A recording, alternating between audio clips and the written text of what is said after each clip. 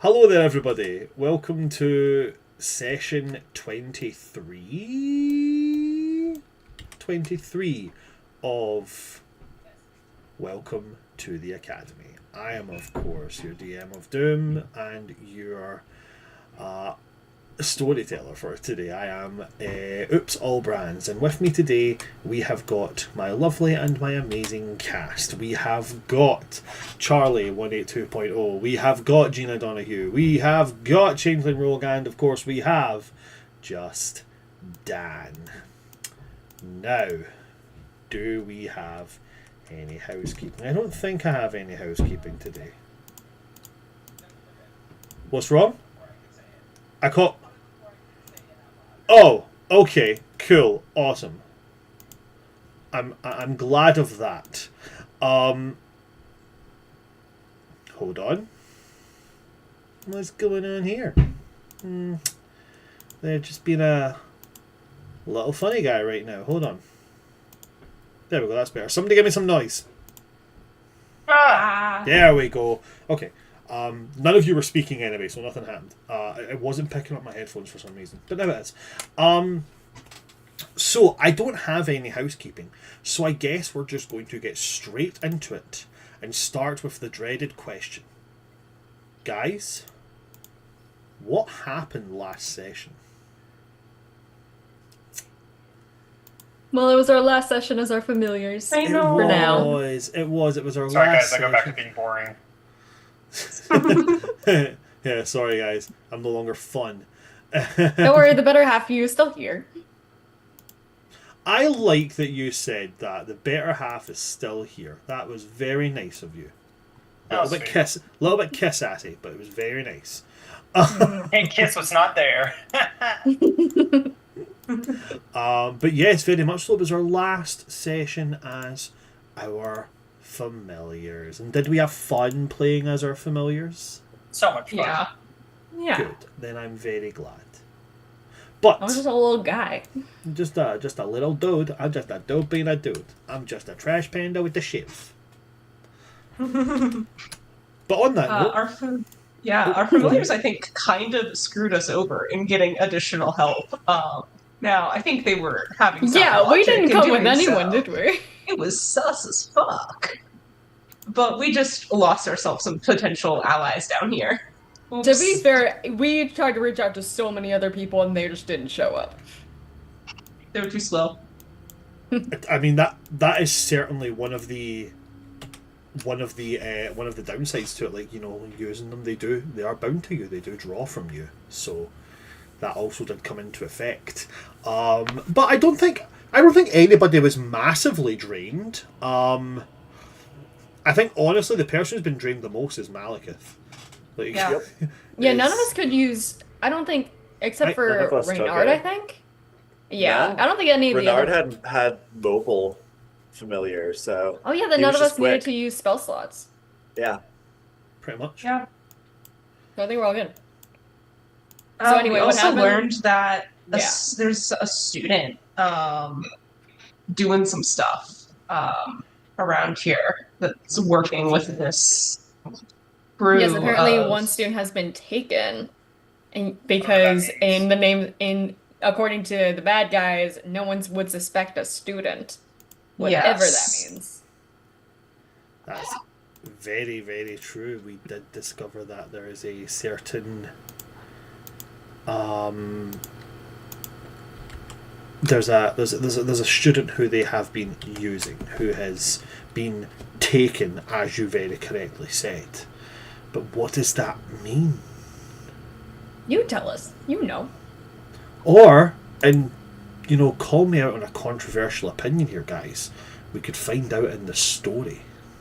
Well, I don't agree, but I'll go along with it. But what I will ask you guys, and see if you can remember, it's very, very true that we did just finish playing as our familiars, but can we remember where we left our students? Oh, for sure. I've been sitting in a suspended state of anxiety waiting to get back to them. I'm so glad to hear you say that. Yeah, I believe we last left off on several hordes of some kind of monster about to rain down upon us, and then we Yep. cut away. Yeah. We did Run away. indeed. We did indeed. Hold on. Yeah. How long has it been So- for us? I don't think I took a date. I don't. I took a date. We have not played our students since August 3rd. We have not played our students since August 2 3rd. months. What? 2 whole months, What's, people. Honestly- what's the date? It is Today? the 21st of September 21st? September. Yeah, that's crazy. Closing in on 2 months since we played our... Weirdly enough, it doesn't even feel that long in comparison to Tides of Chaos. It really actually doesn't. Yeah. So yeah, as I recall, the headmaster was void magicked away, and a secret passageway that no one had seen before was opened. Mm-hmm. Mm-hmm. We Come on, you have this. students found it. We brought our familiars together, Mhm. and we sent for help from professors, from other trusted students. Yep. But we decided that we needed to seize the moment and go down there, because if they were doing something that might hurt everybody in the party, like at the New Moon Ball, it needed to be stopped, So we went ahead and went down. The group was Eldwin, Achillea, Constantine, Rista, Aurora, Malekith, and Randuin. It was us Yeah. 7. We Yeah. went down together. Really scary atmosphere, smell of undead, red torches lit, Yeah. blood red flames. And we had a fun talk about, one, positioning in terms of who's where and who's watching who's back, but also just in terms of, what it's like to be in a life or death situation and how we have to rely on each other, and we can't make stupid wrong moves, because those could be the end. We proceeded into the tunnel. We followed Randuin's magic compass into one of the tunnel's outlets, and the woman who Achillea met in the New Moon Ball, the creepy emerald greenish one, basically said that they were hoping for someone better than us, better than students, but considering this is a human sacrifice, will do. And then the undead started to rise, and Yeah. that's, I think, that's it. Yeah. Yeah, That's did we exactly walk in it. on them doing Yeah. anything specific, or did we just walk in on them? I don't think we We even didn't walked walk in in on them. I think on we were them. on the way We to No, just you heard didn't her walk in on voice. them. We heard You her heard her voice. voice. Oh, And then the fascinating. undead... Oh, And and then the it tunnel closed got behind sealed. us. The Yes, tunnel yeah. got the sealed tunnel behind was you, sealed. yes, as well. Now, before Yes. she left, she did say something before she left. A phrase that kind of I gave really a did clue. hope it would be some people who were a bit more substantial, but for a sacrifice, this will do. That is the last thing that she said. Yes, Yeah, but so in the I made in half the, of that. in the kind of not specifically the last sentence she said, but in the grand mesh of everything that she said in those things, she did mention that something else. Can you remember it? If not, it's fine. I'll give you it, but I'm just seeing if somebody can remember it. I don't. No. I did not write it down. I remember When there you- was something else that was like. It was but I don't it was a very Was condescending. there something thing. about an informant? So that was in the general mishmash as well. You are very correct. That was already mentioned. There was a student who had been taken, who was kind of giving them information. Okay. But the yeah, beginning yeah. of That's- the beginning of her grand monologue started with, "Oh look, Kadar, they've arrived." Oh yeah. Yes. Oh yeah. I guess we didn't know really outside of the Technically, cutscene. So yeah, we you didn't guys know know his above name. you guys know above table who Kadar is. You don't know who Yeah. he is Yes. in table. But this is the in character gathering of names, so to speak. So of these. So is people this who the are- first name drop of the big four? So the first name. No, so the we first already knew name it doesn't drop. mean that. You know Destiny, Desmina. but that wasn't technically a name drop because she introduced herself. This is the Yeah. first being named by another. So yes, Yeah. the name Kadar has been given. Okay. We've already met Kandar. We already know who he is. Yes, we met him. We but just didn't know he his was in name. this plot. One person has met Yes. him, I'm sure. One person Yeah, has met him. my Gina- character Rista met Rista him, did. and then I informed Constantine and Achille about him, and Yeah. then We talked Wilbur with Wilbur, told yeah. us all about his history with the society. Yes. And then How our familiars encountered Kronos.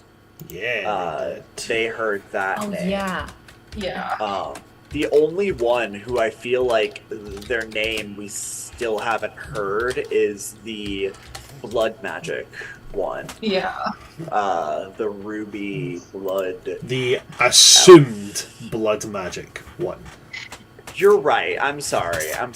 I'm making assumptions here. I- There's so 4 of them. I'm- There's 4 forbidden yeah. schools. So, as a reminder, because we have had this conversation before, as a reminder, blood magic is not a forbidden school. It is a frowned Yeah. upon school. The forbidden school is chaos. We have had this Yes. conversation before. Oh, yeah. We've had this conversation That's before. right. So, it could still be a blood mage, but blood magic is taught in the school. It's just one of these things you got to get permission to learn this. This is like Yeah, that's you- right. you need Sorry. to- I That's might know absolutely fine. this if I was in the order. So I was going to say I'm not going to. You I'm not. rejected us. I'm not You going to be. rejected us. I'm not going to be so much of a dick to put this out there. But I will tell you, you've heard his name. I just don't think you know enough about it to attach the name to him. Interesting. Yeah, I have his name in my notes, but that's only because you wrote it in chat. I don't remember any time it's ever been I don't said think I in wrote it game. in. I don't think I wrote it in chat. I think when I was showing you the models, Yeah. his name In was the at models, top, yeah, that's what and I'm then saying. you went, oh, "That's that name," and then I quickly went away from it. But I'm glad you can't remember it. But without further ado, let's get started in playing. So first things first, what I need from everybody is as these undead pop up, I need everybody to make me their choice. Okay, it's their choice. Oh. You can either roll. Interesting. You can roll 1, a perception check, 2, an arcana check, or 3, an insight check. I'll do No, what I'm Arcana. doing. You What make about an your choice. initiative roll? Okay. Sorry. We'll get to that. Don't you worry. Wants me to be studious. I'm gonna throw fists. Okay. I went to Oh. Hogwarts. I Ugh. witnessed physical I don't like violence. this. Arcana, perception, or insight. Yeah. Yes, indeed, boy. Thank you. Okay. I got a 21 on Arcana. I got a 19 on perception. I got a 9 on Arcana. Okay. So no one rolled insight. I will then. Okay. I will have Malekith roll Arcana, and I'll have Randuin roll. Oh dear gods above, the boy's good at none of them. Dude, that's What what does I'm he got? saying. Me and Randuin just want to throw fists. We don't want to stop and look Rand- at things. Randuin's just here like, I came here to kick ass and chew bubblegum, and unfortunately I didn't bring bubblegum, so let's do this. Yeah, no. I guess his highest one he's got is in perception, so I'll have him roll it. Come on, he's gonna roll the highest of us all. Okay, no, he's not. So we have a 15 on perception from Randuin. We have a 22 on Arcana from Malekith. Lovely. Wow. So let's do it like this. Of the who rolled Arcana? Okay, so But I didn't roll high. I heard you, Rista. You said that you got a 9. Yeah. Constantine, what did you get? 21. 21. Okay, so a 21, a 22, Malekith and Constantine, as both of you look at this, as these skeletons rise on the Arcana check, the aura around them doesn't tinge with the usual flare of necromancy. There's none of that deep greenish blue hue to the light that's causing them to rise. In fact, they don't seem to have any light around them at all. I mean, like around their kind of like, as they're summoned, they don't seem to have any kind of light around them. If anything, the aura, so to speak, around them of magic that's bringing them up seems to absorb the light rather than let it out. Who rolled perception? What did you get, Achillia? 19. On a 19, Achillia, with the perception check, as these skeletons stand up, the cracks in their bones, because they don't have weapons or anything, they just have their bodies. Number one, the bones seem to not match each other. Like, one arm may be slightly larger than another. These don't seem to be reanimated skeletons. It seems to be a mishmash of bones just put into the shape of skeletons and brought up. It's essentially a bone wall being thrown at you here. The other thing you're going to get, Achillia, is, as I said, they don't have any weapons.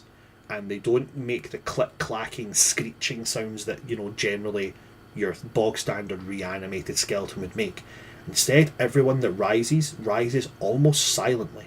Just the soft sloughing of the soil underneath them. And then whispering. Constant whispering. And then Eldwin, you're giving me an insight check, you said, yeah? Yeah. Okay. Yeah, how's a 12?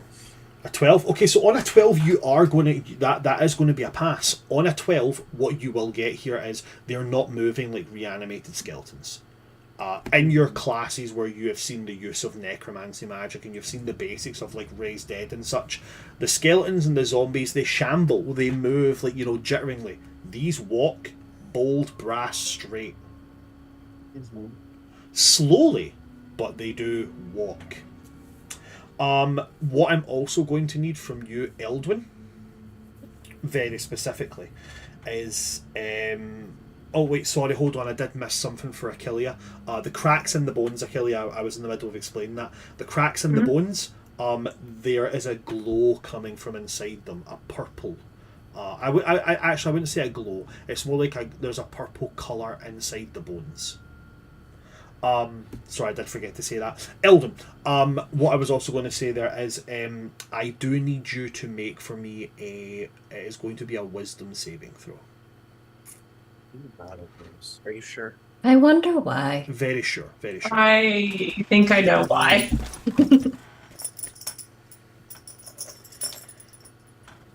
Are you sure? Very sure. No, baby. In fact, I could almost say I'm positive, were it not for the fact that what will happen if you fail is not even remotely positive. What did you get? 5. A 5. Okay. So on a 5, you... Well, number one, your head hurts immediately. Like ocular headache. Right behind the eyeballs. A really, really stern pinching of all that pain right here. And you'll gain a flash through your mind. You have, in the time that you looked into the eye of the void, and you've seen the garbled names of beings from that void in there. You memorized a few of them. We've obviously looked at this before. You memorized, there's the mother, there's the one who devours all, that kind of thing. There's one. Chargo. Yeah, there is one in there that, as this pain starts, you gain an image in your mind of like a ever expanding black hole with teeth at the edge of it. And for the first time in a long time, your patron is going to speak to you. And they are going to say, "Servants of the Maw, destroy the servants of the Maw."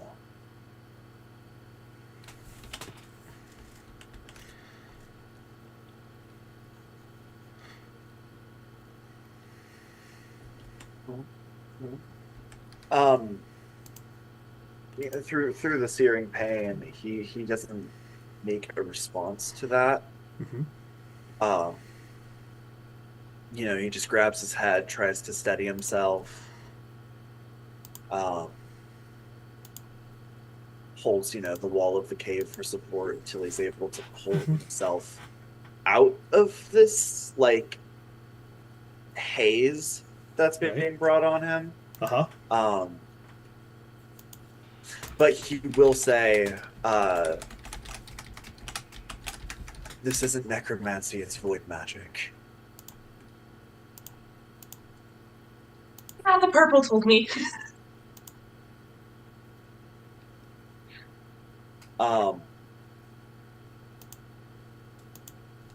Yeah, that's that for now. Does the pain go away? Or is it as if, like, I am being compelled and it will not stop until I have completed this task? The pain does not stay as intense as it was, but it's like, becomes like toothache. That's constant, those are not the worst. not debilitating, but just constant. I think the threat of whatever this is might overpower that. No, like if I was going into a fight for my life, I feel like I would do better if I didn't have a toothache. Yeah. I don't know. Pain promotes adrenaline. These skeletons keep popping up, and at the moment, they're about 30 feet away from you, and they're in I wouldn't say so much they're in like a rank and file line, but they're popping up at a certain distance away from you before they start moving forward. Now, how this is going to happen as it's wave combat is we're going to go... Well, I'm still going to have you guys roll initiative, but it's not going to be in a sense of where you go in comparison to the wave, because the wave is going to operate between each of you. So, for instance, we will roll initiative. Whoever gets the highest, they will go first, and their associated partner will go after them. Then there will be the wave. Then it'll be whoever rolls second, their associated partner, then the wave. Okay? Yeah. But at that point, I invite you all to Who roll doesn't have a initiative. The only person who doesn't have a partner right now is you, Eldwin, as your partner. Oh, right, because Kaladin's, Yes. yeah. Yeah, was Calvin's sus. not here. Sorry. Yeah. No, and, like, I didn't want him here anyway. I mean, God. Yeah, I mean, like, who wouldn't want a really hot elf standing by your side when you fight to your possible death? Not That's if he's true. gonna be lying to me to his possible 19.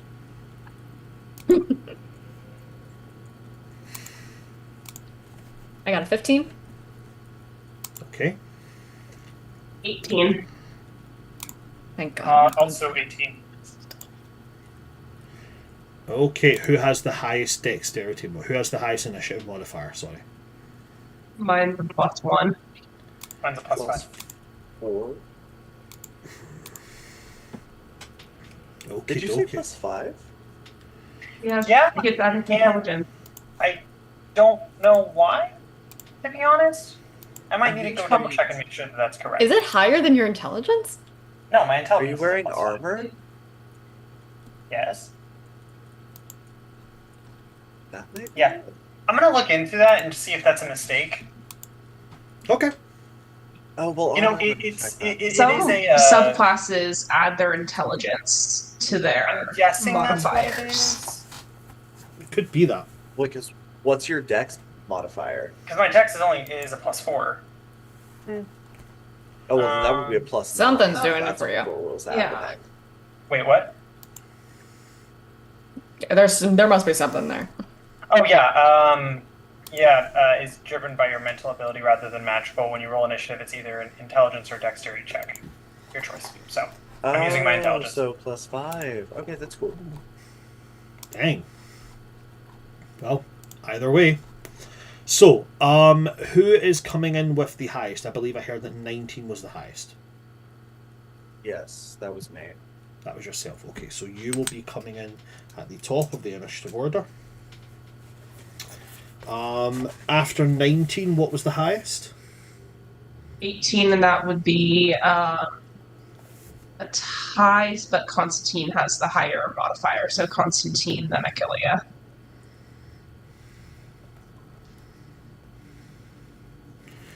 Okay.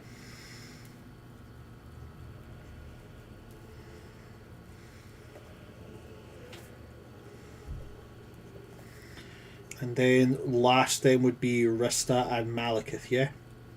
Yeah, and I got a 15. Sweet. Okay. So, with that, we go into our combat. So, I don't know what's going on with the sound I've got. Soundtail is being strange, so you'll have to forgive me. We might not have the greatest of sounds today. I will try and find something for us. But at the start of the initiative order, we have Eldwin. Take it away whenever you're ready. 30 feet away from you, a line of at least 12 of these skeletons. And they don't appear to be moving towards you with the greatest of speed, just kind of like walking consistently and slowly, in almost damn near perfect synchronicity towards you. I am going to. Ooh, does this work though? So, does the horde count as a single entity? They don't count as a single entity. You can target individual ones, but they have certain. So this is something that I've homebrewed as wave combat. So it doesn't operate exactly the same as horde combat. They can be individually targeted. So essentially 1 through 12. Their hit die combined, their hit points combined together to make their hit point total. There are certain abilities they have that if there's a certain number of them in a certain range, certain things are amplified or modified. But it works similarly in the scale of like horde combat. They operate they operate and move as a 1. So you can target specific ones on an aesthetic level, like I want to hit the one at the end, and therefore when I start to assign damage, I will go from the end inwards. Or you can just attack them as a whole, at which point it will just go into the middle and whatever happens, happens. But that's not for you guys to specifically worry about. That's for me on a math side. You guys can just kind of tell where individually you're hitting in the wave, or like, I want to hit one that's kind of in the middle kind of thing, like that. But sure. Yeah. What's up, Dan? But for like AoE spells, would each one take damage individually? So yes, it would scale out from whoever's in the middle. So it would go boom, and then it would go boom, boom, boom, boom, boom, boom, boom. But yes, as a whole, like if you're hitting one area, I will look at the radius and go, in that radius you're hitting these 4. Whatever damage these 4 take is going to come off of those 4, but that is still going to come off of the wave's hit point total. Gotcha. Okay, cool. Alrighty.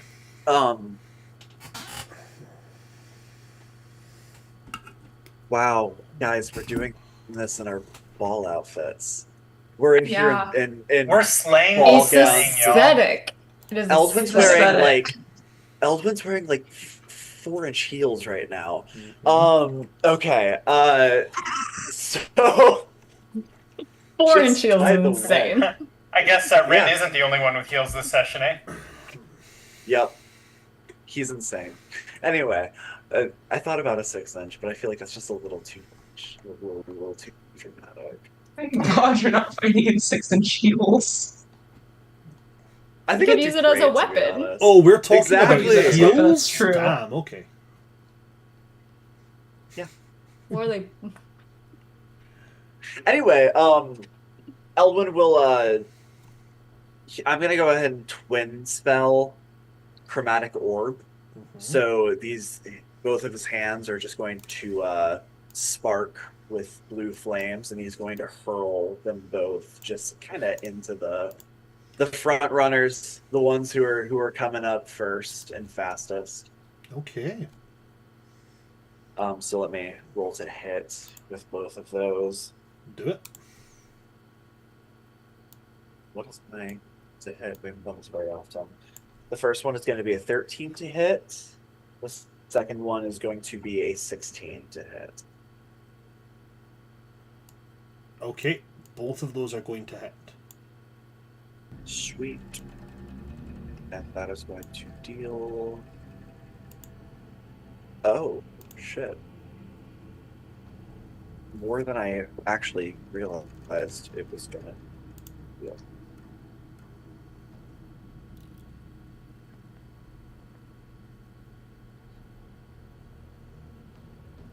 The first one is going to deal 9 fire damage, and the second one is going to deal Oh, pardon me. 15 fire damage. So 9 and then 15, yeah? 9 and then 15. 9 and 15. Okay, so that comes to a grand total of 24. Fantastic. So you bring these twin balls of flame and lance them out. And as they strike, there is a... So I just heard a voice immediately come from my direct left, and somehow my left ear must have just been insanely good at picking up my wife going, right. It felt like she was right here. Crazy. Brandon, it's really like you have superhuman senses sometimes. Well, so I do have acute hyperosmia, so I do have like a That's really what I'm sensitive saying. sense of smell. Yeah. Everybody thinks I'm deaf, but I actually got my hearing tested, and my hearing is like good, like real good, but not quite superhuman.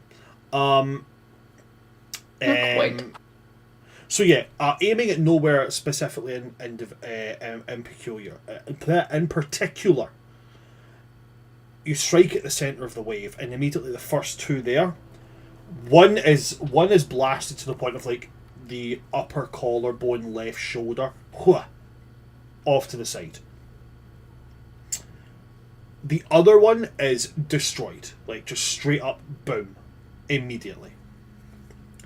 As it is destroyed, there's a faint echo of it left behind,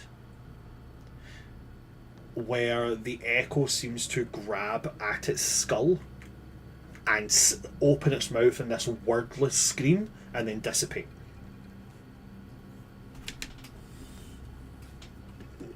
Ew. Thanks. Is that everything for you, Eldwin? We're going to use our movement to put ourselves more front and center. Bit more of a main target, so to speak. And I am not ready to convert anything. So yeah, that's going to be it. Okay. Then in that case, we will move on to what would be your partner in this lineup, but your partner in crime is not here. So we're going to move on to the wave. The wave is going to move forward 10 feet. That's all it can do. Okay. As it moves forward 10 feet, now being 20 feet away from you, 20 feet. the ground from where it moved forward from starts to rumble and cracks start to appear.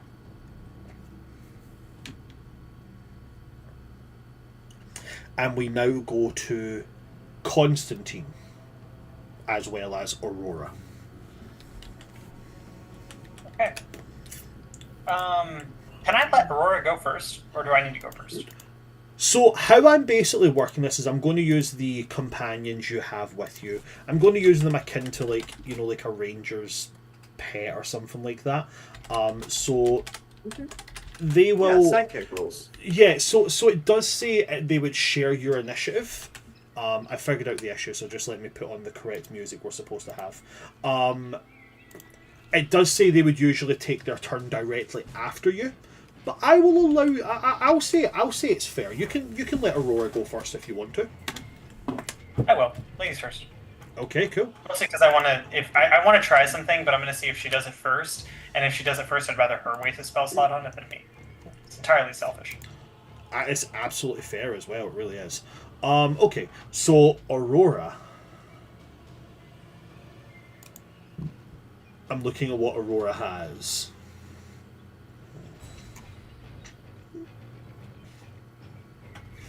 Okay, cool. Aurora is going to step. She's not going to step 5. She's going to step 5 feet back, and then she's going to put out her hand, and with her deep guttural, very Barovian accent, borderlining into like a modern day Romanian, she's just going to say, "You are the wrong type of undead," and then she's going to let out 2 Eldritch Blasts.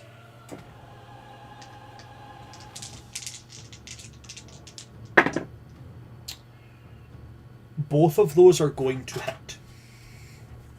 So she's going to aim for Eldwin, as you didn't designate. I'll just put your 2 in the middle. She's going to go for the ones at the the either side of it. So as they both hit, she has. I've dropped my pen. She has attached to her Eldritch Blast these funky little things that she can do. She's going to choose to use none of them. But as she lets out her Eldritch Blast, you get a feel that there's a sense of gravity about them. As if that should she want to, she could choose to push or pull things towards her using her Eldritch Blast. So, the one that you didn't destroy, she's going to hit that one with the first Eldritch Blast. The second one will go to the one to the right of that. So I am needing that, and I am needing that. So the one that you failed to destroy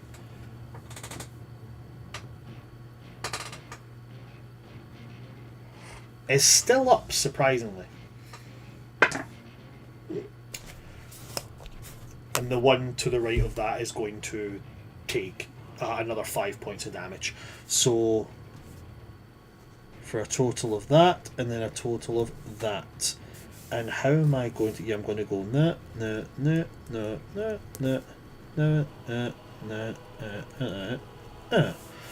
And the ones in the middle would be that one, which went boom. That one is still up.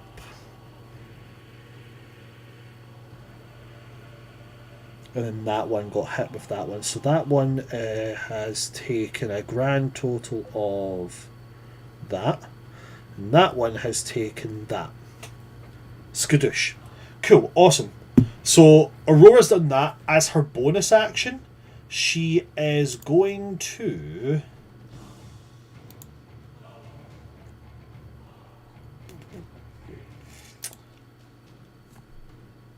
As her bonus action, she is going to do nothing. Sweet. Yeah, she's going to do nothing. She's going to choose to do nothing. So that would then move on to yourself, Constantine. How many of them are there? Can we see, or is it just kind of like, it's a pile of them? In this first wave, there appears to be 11 still standing.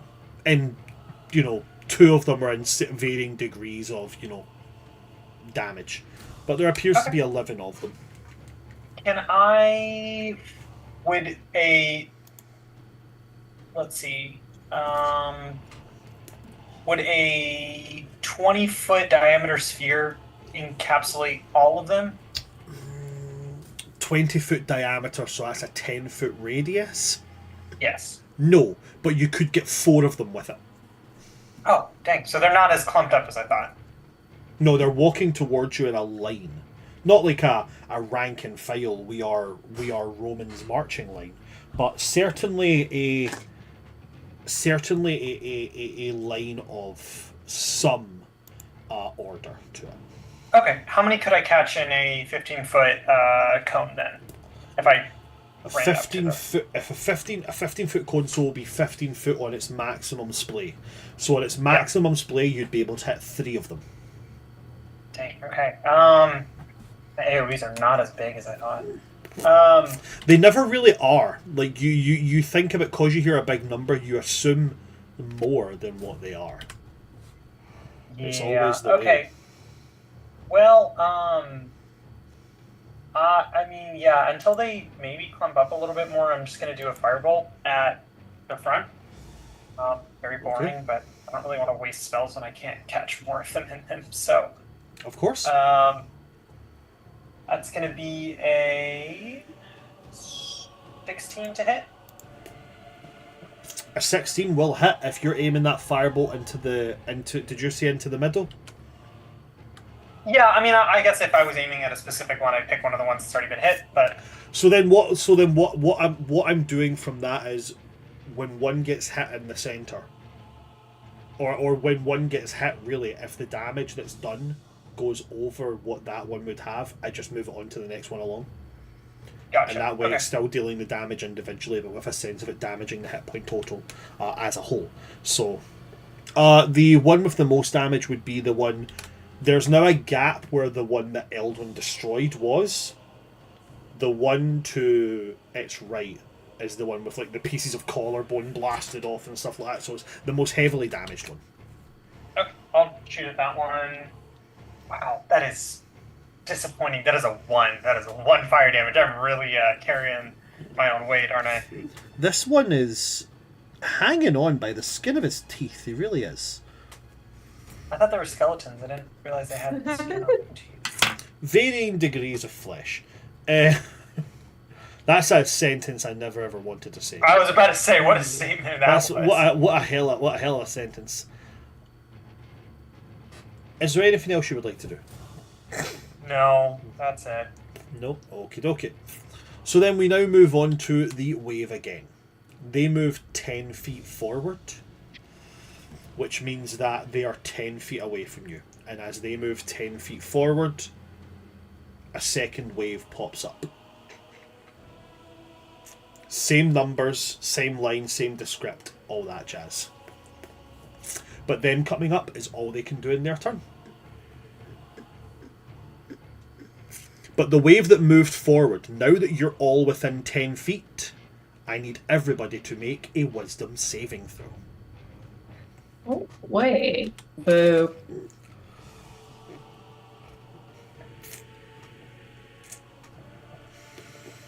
$26. I'm just so goddamn susceptible. I got a 7. 21. Okay.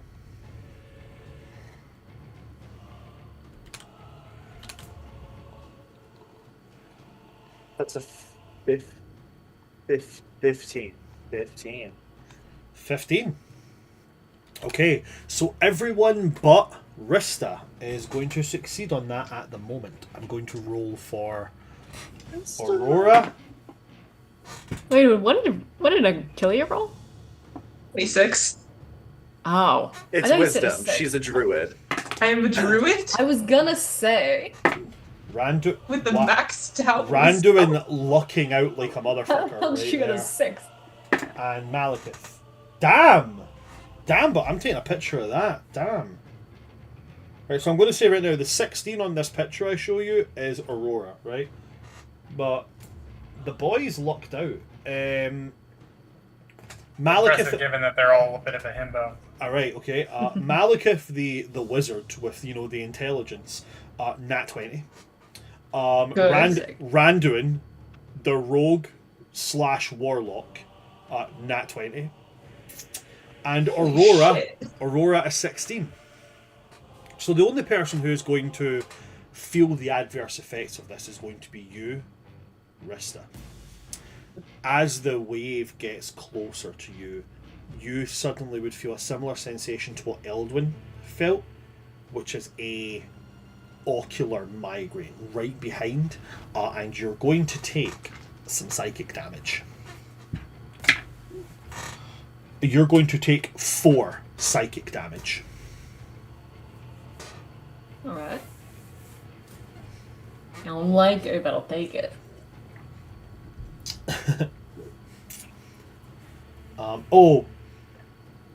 Yeah, 4 psychic damage, sorry. Better not be more. No, I was like, oh my god, I rolled the wrong dice. I didn't roll the wrong dice, I just rolled low on the dice. So yeah, you will take 4 psychic damage. That's that wave done. At which point it now moves on to Achillia and Randuin. Okay. So, right in the middle of these two waves, because it's a 20-foot cube, it's a 20-foot square on the ground here. I'm gonna cast Entangle Mm-hmm.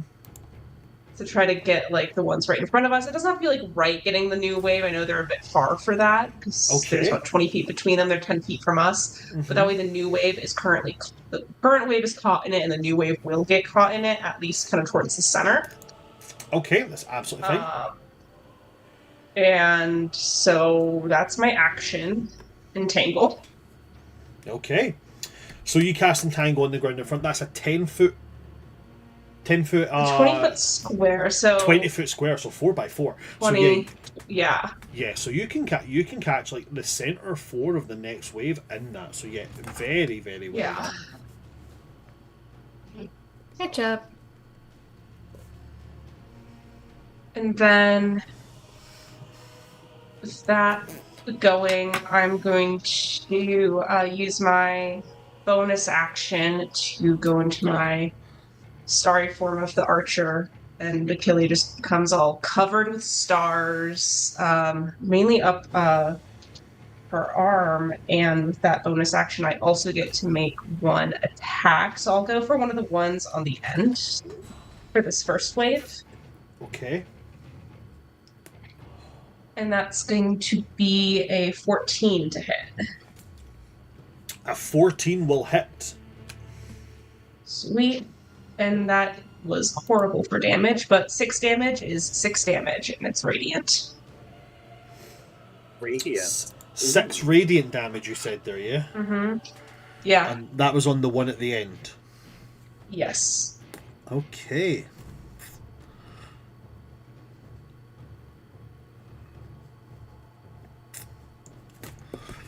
So you send forward this bolt of radiant damage, it careens towards the one on the left-hand side, and as it turns its head towards you, it strikes it straight in the face, and there's that... It carves a hole right through. Most of the skull is destroyed. And as it does that, the light spreads almost like veins through the skeleton's body. Much, much grander effect than this is supposed to have, as it does reveal they are vulnerable to radiant damage.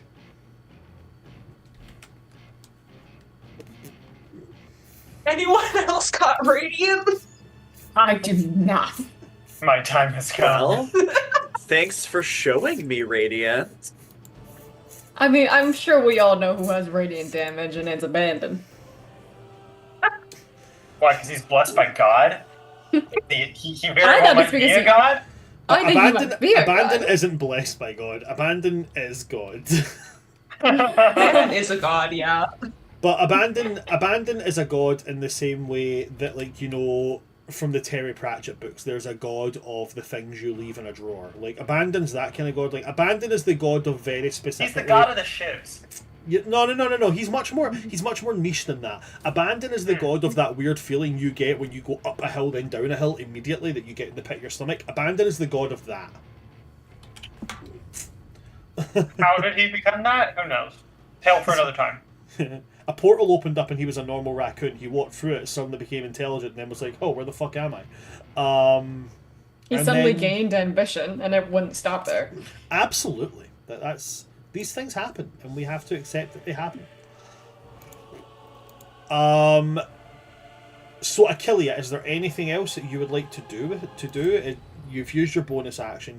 Is it an action to use your shot, or is that a bonus action? No, that's my bonus action. As Yeah, bonus action, I can summon it and use it, or just use it if it's already summoned. I did think that. That's why I was double checking. Yeah, no, it is. It's crazy. I had to double check that too before I did it. It's kind of like with spiritual weapon, you summon it and attack in that same bonus action. I'm going to. We're kind of clumped up from how we came in. Yeah, it's so kind of went away use- from being a line to, as you've came into this room, Yeah. you've formed like I'm going to use my movement to become. Well, I shouldn't go too far. I'm the only one with healing magic. I'm going to use my movement to just move back. a bit. I don't want to be right up against the wall, but I don't want to get too far from the clump of people in case I need to heal someone later. Okay.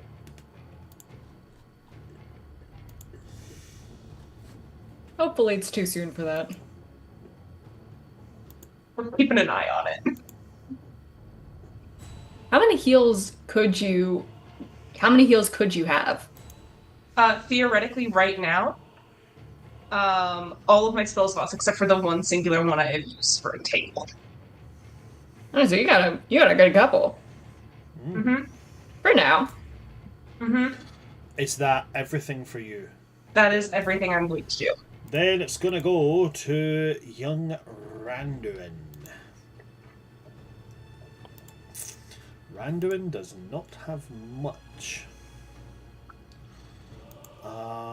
They're 10 feet away. There's not a massive amount that he can do, but he can do something. And that something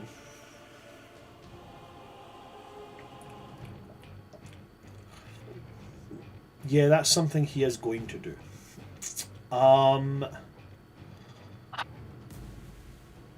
So to start off with,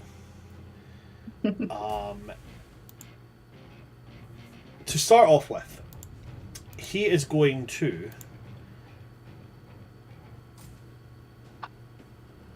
splay out his hand, and he's going to use an Eldritch Blast. Wabang.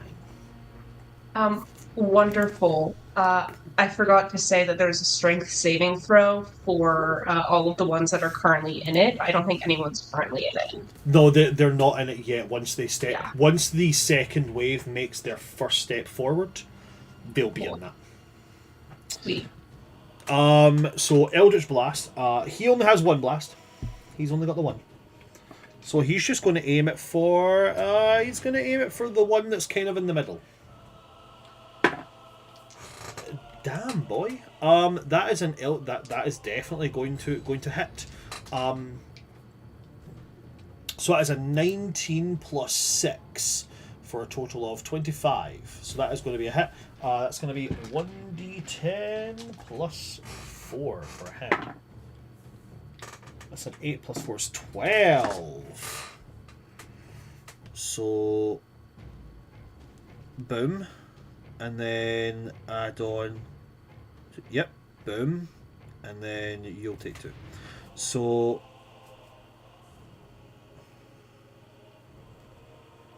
50. Yep, there we go. So he is going to levy out his Eldritch Blast. Now his Eldritch Blast, despite his kind of like nautical and almost like pirate-like attire and, you know, weaponry that he deals with, he is going to bonus action draw his rapier, then split his hand and blast. And as he blasts, it's like a portal opens in his hand, and burning red hellfire jumps out of his hand and splashes into this thing. As it's destroyed, as you're all within 10 feet, I need a wisdom saving throw. Ooh. And actually, technically, it destroys 2 of them, so I need 2 wisdom saving throws.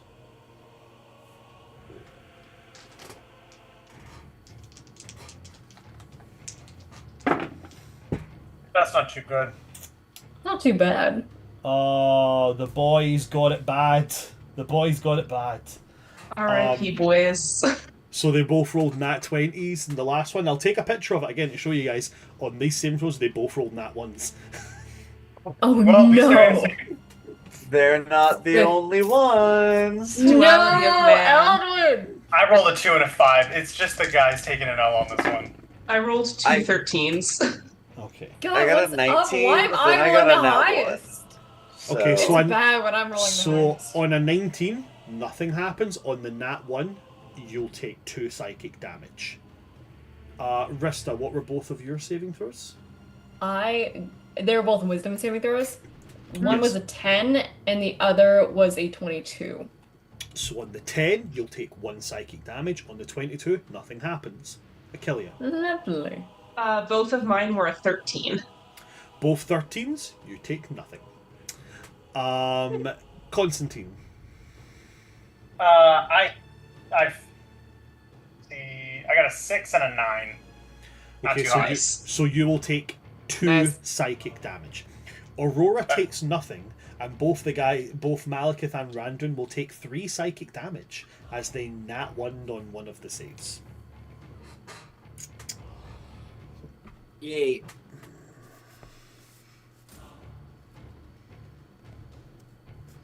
It's not Are they, good when like- I'm taking this much damage and I haven't even gone yet.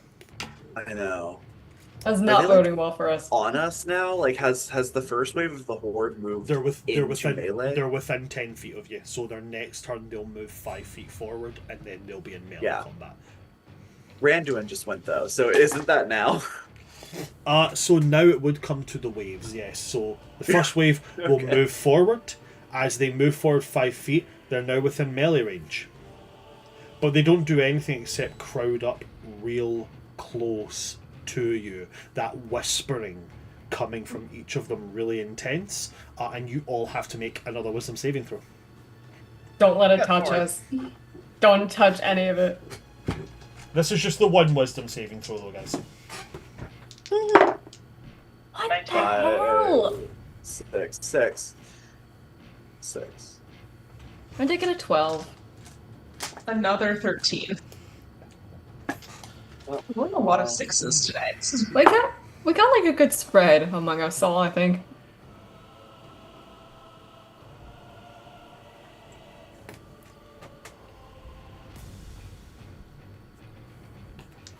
Okay. So what did everybody get? We got a 12. A 12 for you, Gina. 13. 13 for you, Achillea. Constantine. 19. 19. Eldwin. Oh, 6. Okay. The only one who failed was Randuin. Randuin will take 3 points of psychic damage. A 6 passed? Oh, did you say? I thought you said 16. Oh, okay. So you will also take 3 Oh, psychic no, damage. just the number 6. Okay, you will Oh. also take 3 psychic damage. Okay. Not to However, be then blood then for punishment. the next ones, as they move forward, the second wave, as they move forward, 4 of them have to make Strength throws. saving throws. Do they DC take damage 15. when they step into this? No. If they fail their saving throw, they're restrained. You said DC 16, I love right? the smile on your face as you said that. That was Se- such an Achillea move. No, Sorry, guys, you're was that restrained. 16 or 15? 15. 15. Okay, so all of them are going to fail on that. So Wonderful. 4 of that wave are restrained and cannot move. The other part of that wave are going to move their 10 feet forward. So they're now 5 feet ahead of that other 4 block of their wave. This is this could be fun. This could be fun. So there's a 5 foot distance between the ones that are blocked and the ones that have moved forward. Okay. That's it for the waves. So it now goes to Rista and Malekith. Yes, I will. Do I have like a line of sight on one of them that's not restrained? On the second wave, yeah, you certainly do. Awesome. I will do one of the only things I can do. I'm gonna cast Chromatic Orb on one of them. Love to hear it. Go for it. Please, for the love of God.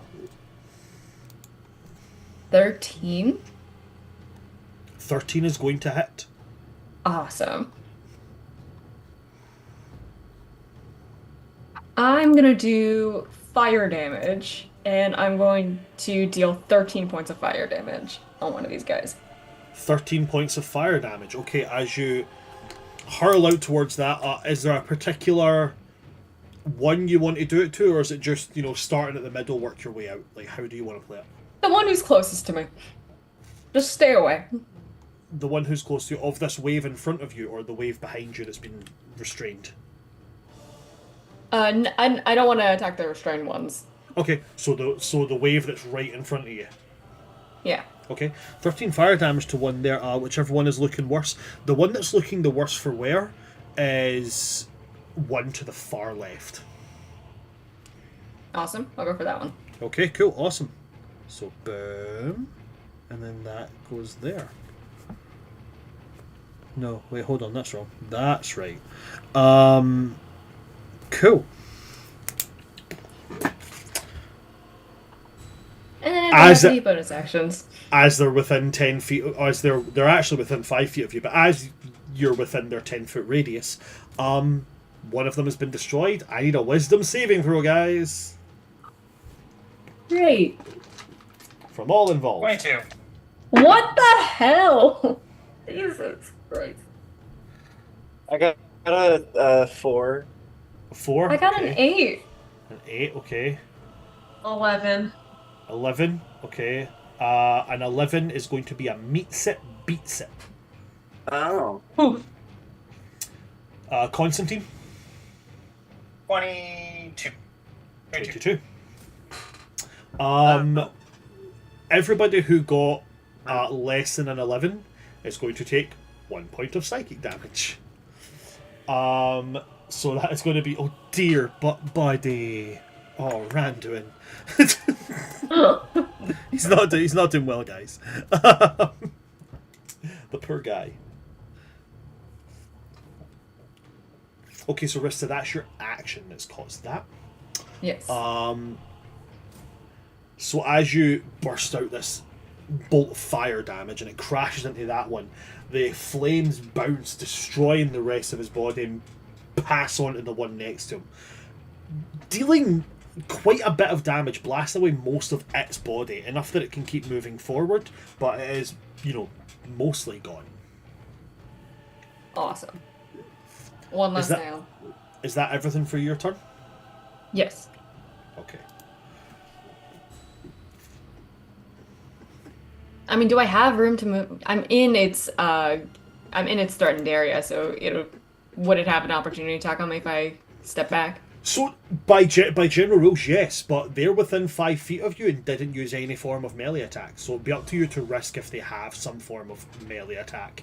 But you do have about 15 feet you can go back before you hit the narrow entrance to this cavernous room.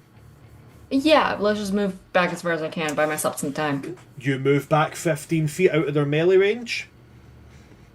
They do not opportunity attack. Which, no.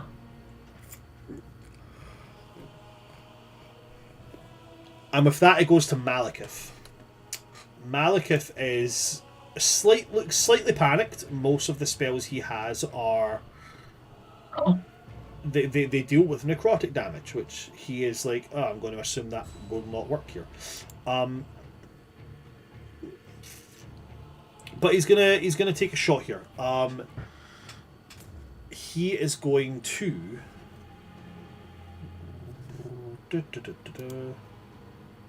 Yeah, he's going to do it.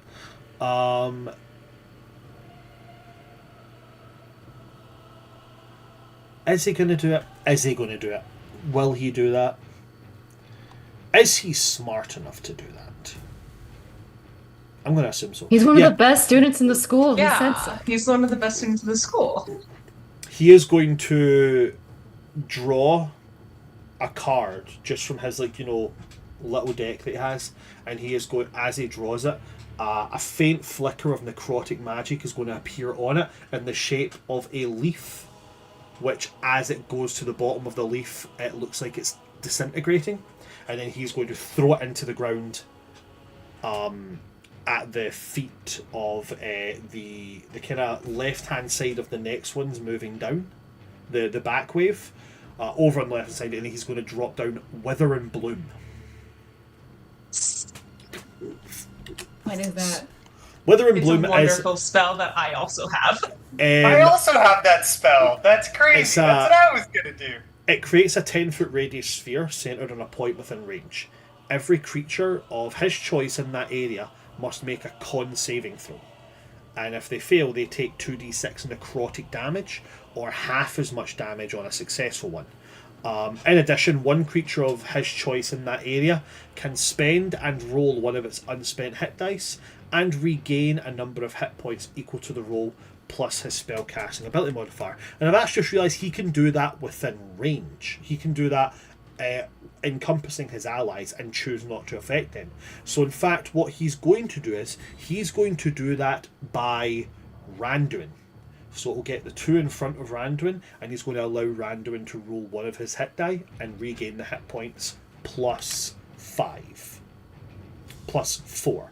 That's pretty awesome. Randuin's going to choose to do that. Randuin is going to roll a d8. So 5 plus 4. Randuin will get 9 hit points back, bringing him back to full.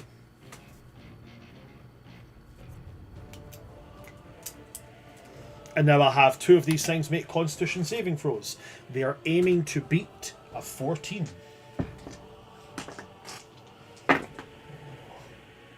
That first one ain't going to do it. Neither is the second one, with a 5 and a 9 on the die for a grand spanking total of a 7 and an 11. 7-11. Woo. So that's going to be 2d6 necrotic damage to both. 1 and 4 is not a great amount of damage, but 5 damage done to both of them nonetheless is 5 damage. So bup. I'm going to put R there, R there, R there, R there, and then I'm going to do these 2 here. So they'll both take 5 damage. And then he is going to take a step 15 feet back, keeping in pace with Rista. After that, it's going to go to the wave's turn again. The wave in front does not move. They're right next to you. They don't need to move. The wave behind is going to move forward 10 feet. Now, as they do that, moving 10 feet forward, I need to roll the saving throw for the 4 who are still restrained. Let's see. Creature knows. Do they roll No, the they're saving throw restrained again? until the spell ends, unless they use an action to make a strength check against it. Okay, so then that's what they'll do. They'll use an action to make a strength roll against it.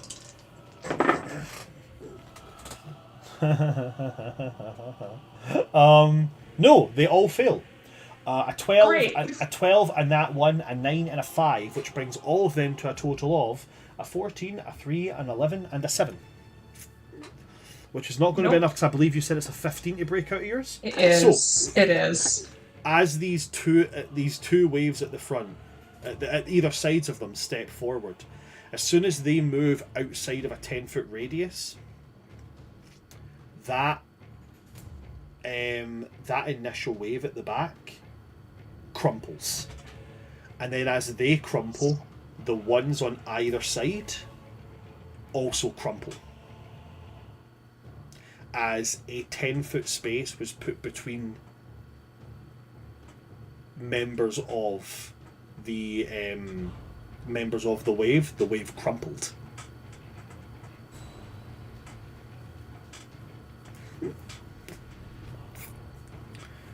And at the back, at the 30-foot mark, the ground starts to again.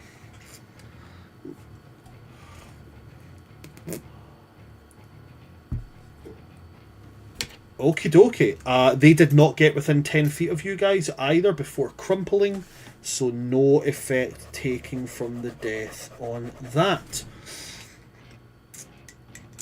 So the only thing that can be done here is I need a wisdom saving throw from everybody except Rista and Malekith.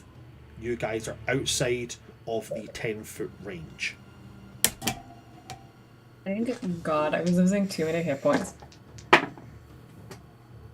Fucking hell. Okay, so it's about time Aurora took some damage. Aurora is going to take 1 psychic damage. Actually, no, 2. That's in that 1. She's going to take 2 psychic damage. Randuin, surprisingly, is fine on this one. He's good. Eldwin, what did you get? Dirty 20. Okay, thanks, Constantine. You're Eldwin, what did you Constantine. get? I'm so sorry. Who can tell the difference? No, it's okay. I got Same Nate. person at this point. I mean, yeah.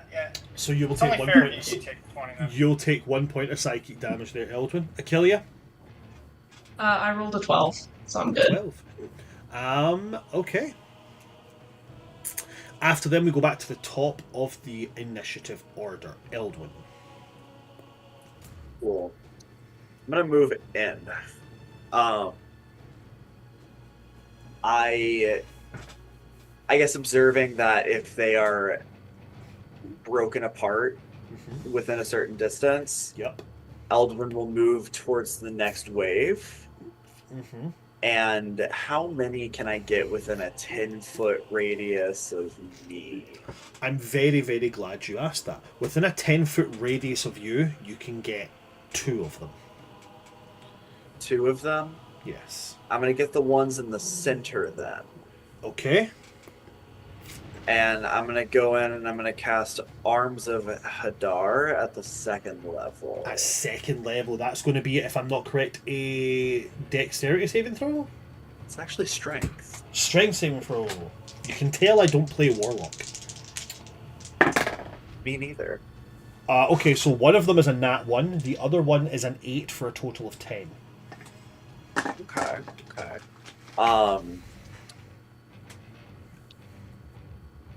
Please hold.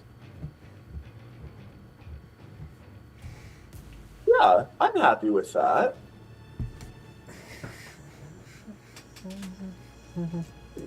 Okay, so the one who did not crit fail is going to take 13 necrotic damage. The one who crit failed will take 26. Okay. Oh wait, no, is that how that works?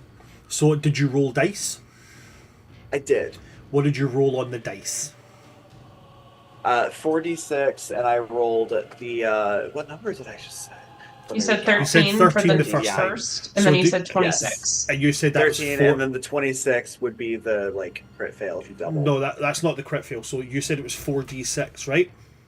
Yeah, 46. So 6 and 6 is 12, 12 and 12 is 24, 24 plus 13 makes 37. Oh, right. Oh, Right. right. Because you do the max damage thing, and then you Max add it plus on. rolled dice and modifiers, yes. So that plus... That's really great. That makes that, and then that makes that, and then you You broke add Charlie's on brain. that for that, and then you make That's crazy. that. Okay. So as we're dealing with Insane waves, amount of damage. so as we're dealing with waves, purely because of how the wave does it, they're all linked. So as you deal out this damage, it's going to go down the line. So one of them gets destroyed instantly from the 13. Okay? The one that failed will take the hit points that it has to out of that 37. So at which point,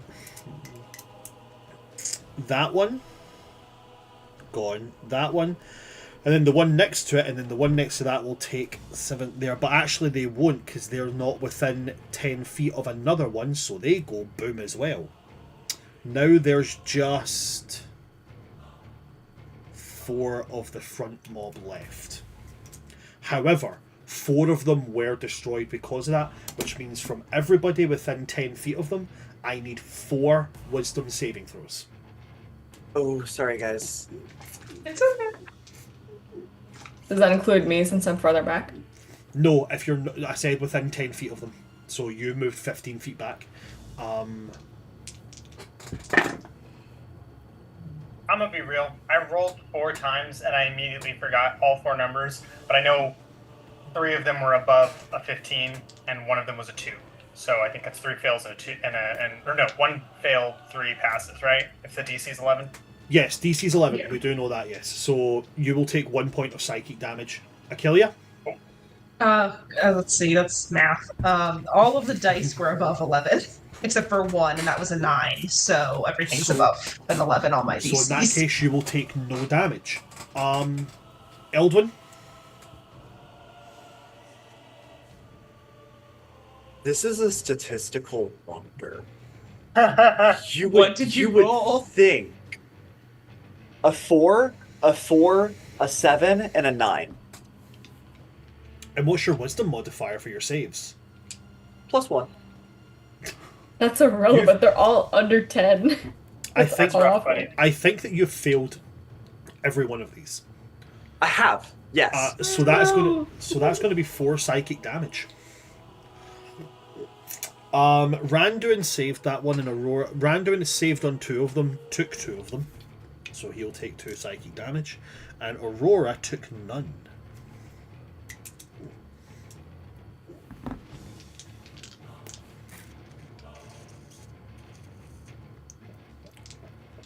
So that's Eldon. That was your action. Do we have a bonus action you would like to do? I will spend a sorcery point to quicken spell, and I will hurl a firebolt at one of the 4 front runners. Okay. They're all right here. Okay. So that is going to be a 17 to hit. And then D8. That won't. 6 points of fire damage. 7 points of fire damage, you said, yeah? 6. 6 points of 6 fire damage. points of fire damage, yes. Okie dokie. 6 points of fire damage. I'll use the rest of my movement to approach the ground where it's like rumbling and the next wave is going to come out. Okay, so you're moving outside of their their 10-foot range and going forwards towards where the next ones are coming out, yeah? Yeah. Okay, awesome.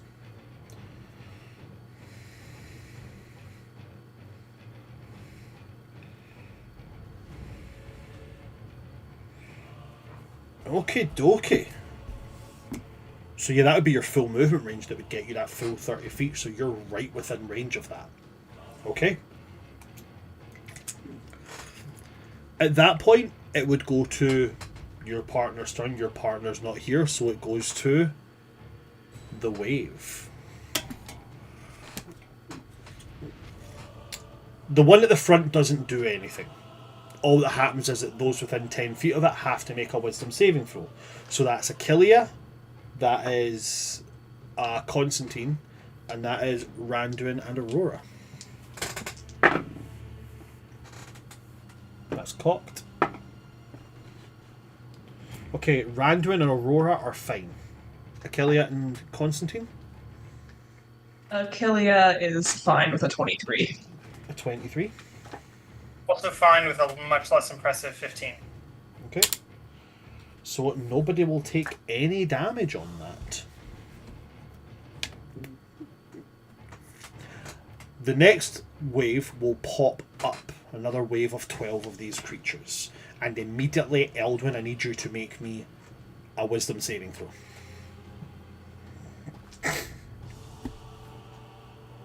Oh my god, 16. Okay, cool. So you don't take any damage.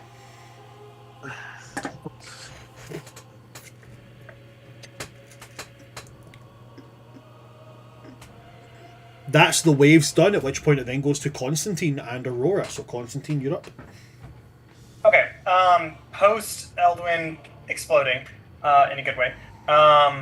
What does the waves look like? We'll take that out of context. The wave that's within 5 feet of you guys, there's only 4 of them left. One of them looks quite banged up. Okay. The wave at the back does not seem to have advanced, as they're all crowding around Eldwin. And they're all good. Okay. All the ones crowding around Eldwin, how many of them can I fit in a 10-foot radius sphere? In a 10-foot radius, because of how they're crowding in, you can get 4 of them. 4 of them. Okay. Can I ask Aurora to go first and use a free action to politely suggest the use of her Eldritch Blast? Okay. Aurora will go first, but she will not take kindly to being told what to do. So I will need a persuasion check for the Eldritch Blast. Okay. Aurora will remember this. I'm gonna. Can I say what it is first? So hopefully that helps. I'm not micromanaging. Yeah, you can. I'm gonna politely ask Aurora, my dear, and I mention again that you look wonderful in that dress.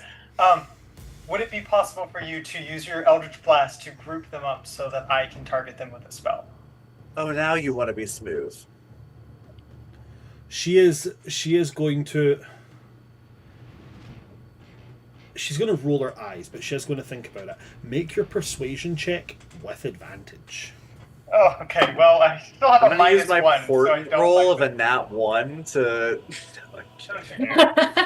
To take down Aurora.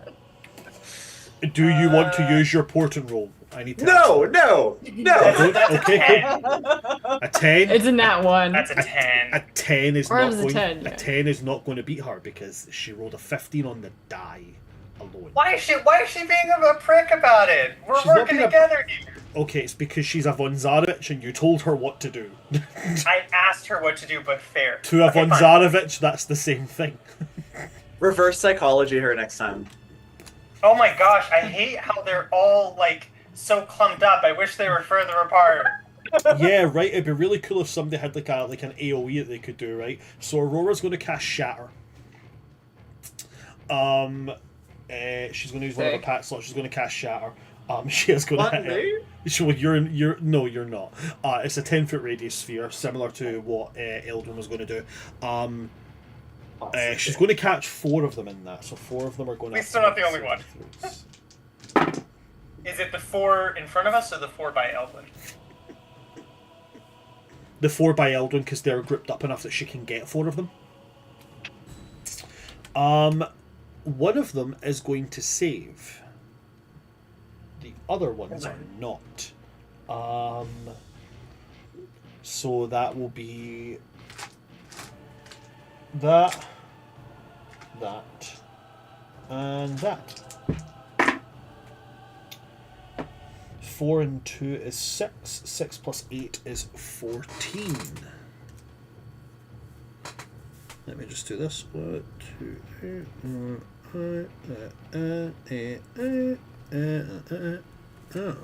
okay. 14 damage to 4 of them. So I think it would realistically be these 4. So that. Eldwin's in that group, isn't he taking damage too? No. Sorry. So no. So the way that she's able to position it to get these particular 4 does not hit Eldwin.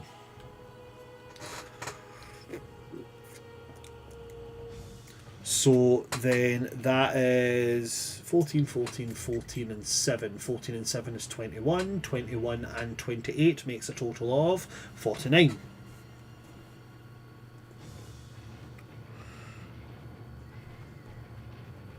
Okay.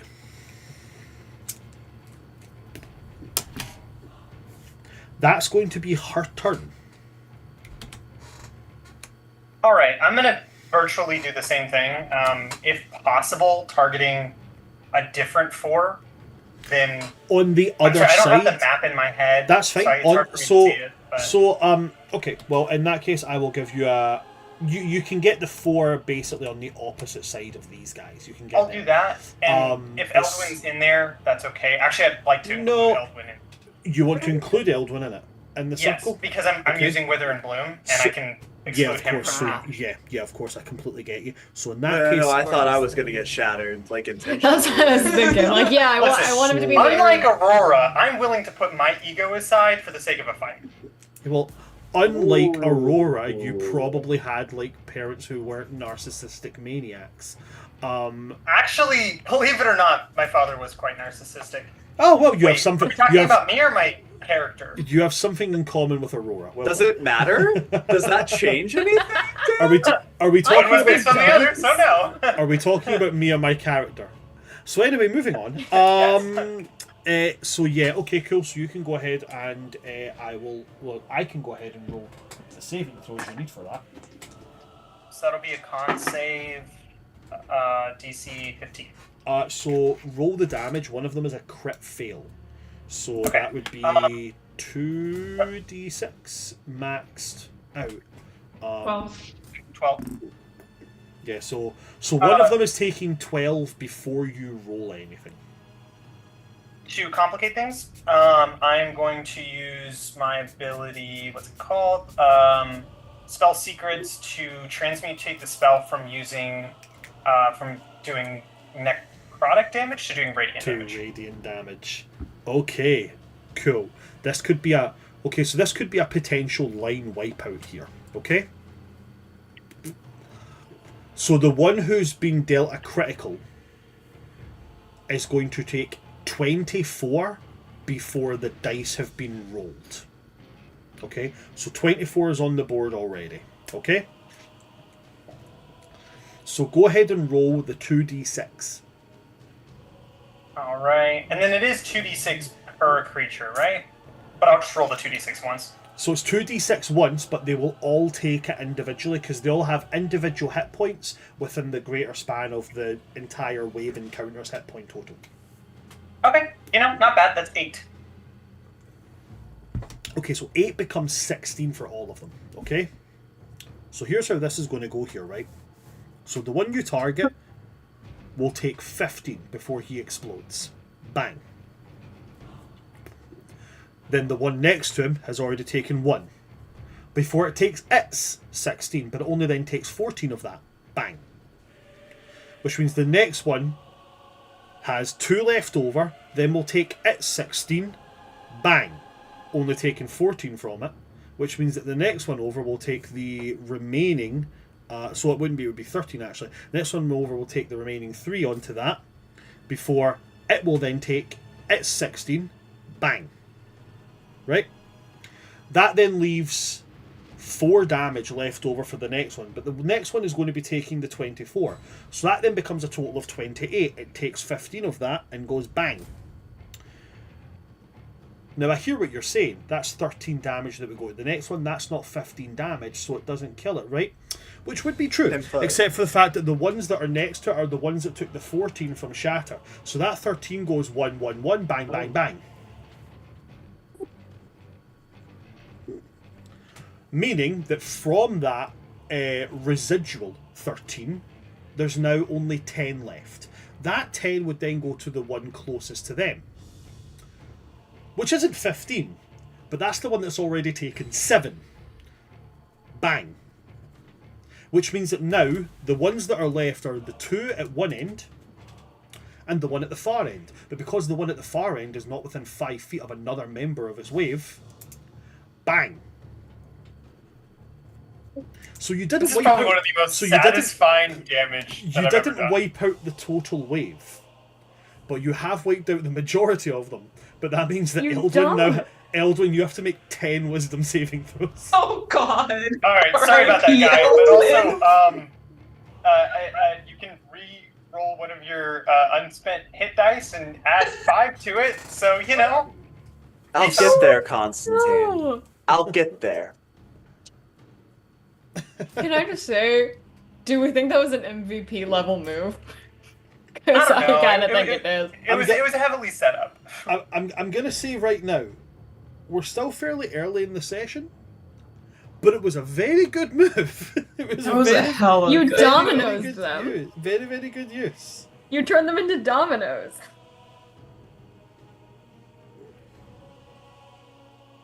Now let's see if it wipes out Eldwin, because I think that'll slightly undercut the amount of damage if he just goes down with them. I think I have to do something.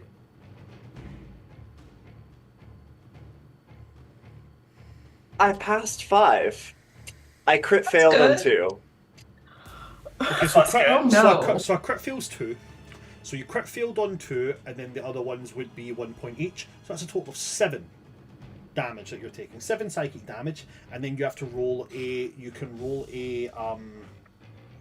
Hit die in that 5. Yeah. You can roll a hit die to maybe get a little bit back.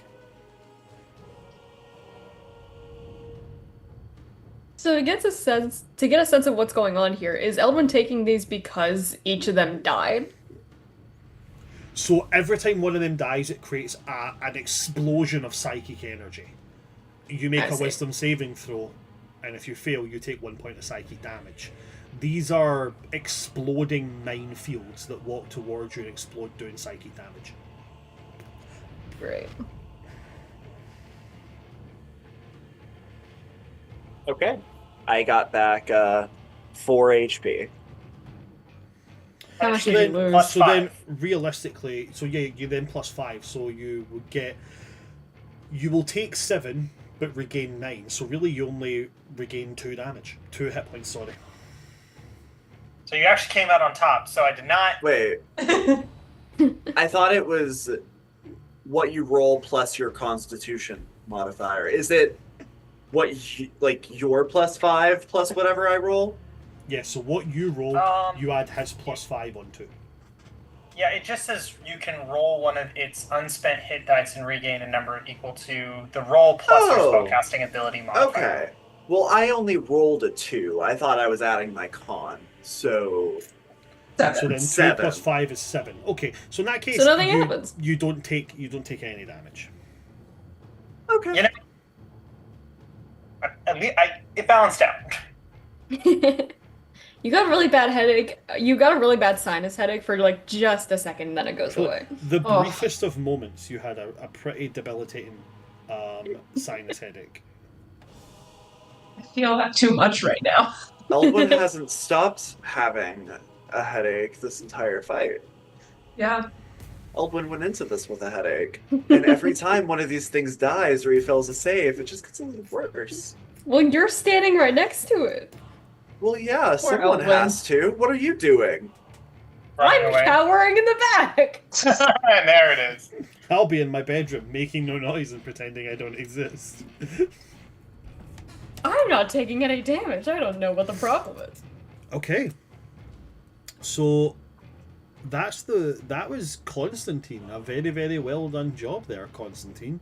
And Aurora has taken hers. So therefore, is there anything else for you, Constantine? Nope, that'll be it. Although I am going to give a look at Aurora. If a facial expression could communicate, that would have been even better if you'd played along. Not saying that, I'm communicating it with my face. Man, passive aggressive. Just like Saying. I think they're gonna Gesture break to up, it. guys. Yeah, Turn no, and I'm They're gesture getting to together. it. They're already gonna break up. I don't like this woman. I know. You're gonna go through a breakup without ever dating her. that sounds like something Constantine would do. It's going to happen. It's absolutely going to happen. To be fair, Aurora Say was it. a bad choice in the first place. Yeah, we were mostly doing it for reconnaissance. Yeah. The only reason there was ever really a spark is because Constantine has nothing better to compare it to. Jeez. Damn! Wow. Oh, that was... I feel bad for Aurora. Man. Much like That my was first rough. relationship. Anyway, we're done now. That was I feel you. rough. That You took out that's Charlie. harsh, man. That's harsh. I stand by it. So then it's going to go to the wave, and quite honestly, the wave is like, fuck you in particular. Constantine just did passive aggressive damage to Aurora. So I need everybody that's within melee distance of either of the waves to take, within their 10-foot distance, sorry, to make a wisdom saving for that. That's everyone except Rista and Malekith, who have moved back. Randu and Aurora are fine. The I'm usual. fine.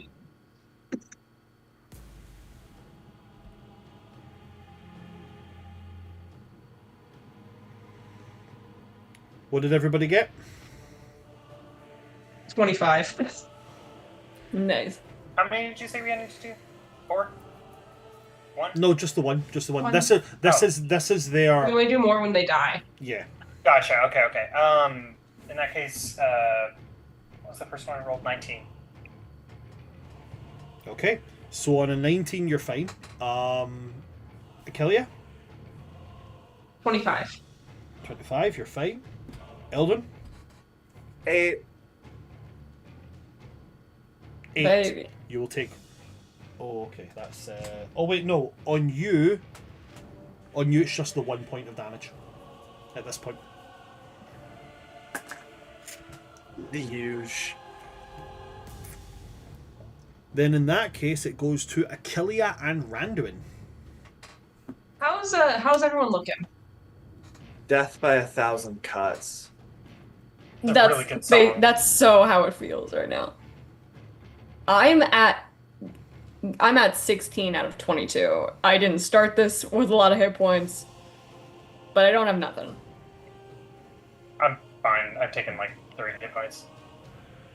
20 out of 32. I'm not worth a spell slot yet, to be honest. Yeah, I'm gauging before I use a spell slot on this.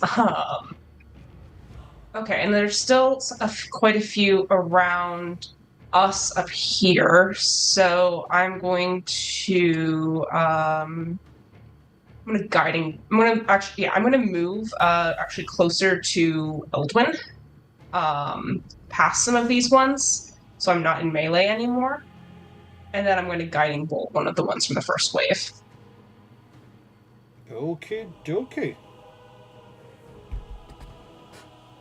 Which is a modified 20. A modified 20, or as I like to call it, a 20, but with daddy issues. I feel. Why am I relating? Hard to to have 20 daddy right now? issues and you don't have a dad. That's an Achillea joke. That's actually she's probably one of the few people where like that statement actually rings true. Achillea doesn't have a dad. She has moms. Dad jokes don't work on her. True. Damn. Ow. Me literally not having a dad? Like, I just went... Sorry. Oh. Oh, buddy. Achillea's taking over my brain today. I don't have a dad, guys. I technically had 2. It's true. I had 2 and then 1 got extra crispy. Brad, you What? gotta stop. My dad would be really Laugh happy. and not laugh at the same time. My dad would be really happy about me talking about his cremation. It helped him lose that extra £50. I hate to say that you've made that joke before. I made that joke at his. I made that joke at his eulogy. I opened up his eulogy with, "This is a very sad day, but are we all just glad that for once he shut up?" You got a calculator? I do have a calculator. I got one up because I cannot do math right now. Okay. That's 17 points of radiant damage, but that will be doubled to 34. 17 points radiant, doubled to 34, and you're doing it to the ones in front of you. First wave. Okay, cool. So 34, as you hit the nearest one to you, the nearest one to you would be one that's already taken 6 damage. So then let's just add that 6, in order to make it easier, let's add the 6 onto the 34, and that'll be 40. So that one takes 15, from that goes bang, that leaves us a total of 25 left. That one takes 15, goes bang. Then the other one takes 10.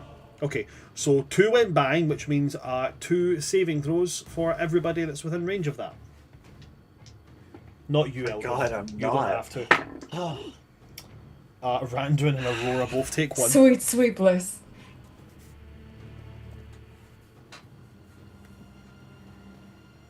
I just said out of melee, so I'm going to roll those because I did not specify how far. Okay. And that's a 22 and a 15. A 22 and a 15. Mm-hmm. Okay. 22 and 15, both of them are going to be fine. Constantine? 11 and 14. Both fine. And I've already rolled Aurora and Randuin, so everybody has done theirs that has to. Fantastic. Is that everything for you, And then- Achillea? No, I'm going to move another 5 feet, so I'm no longer within 10 feet of them. And Absolutely. then with my archer form as a bonus action, I'm going to go for the more damaged one. And that's a 25 to hit. 25 will hit. And that's also radiant damage, if I'm correct. Yes, it is also radiant damage. And that's much better. That's a 6 on the die for a total of 11. and then it would just be the dice that's doubled there. So that would be you 17. don't need to tell me a number, as that one goes boom. The one next to Yay. it, no longer within 10 feet of any other member of its wave, because it's the last one left, also goes boom. Wonderful. Which means 2 more saving throws from everybody, but that wave is now defeated.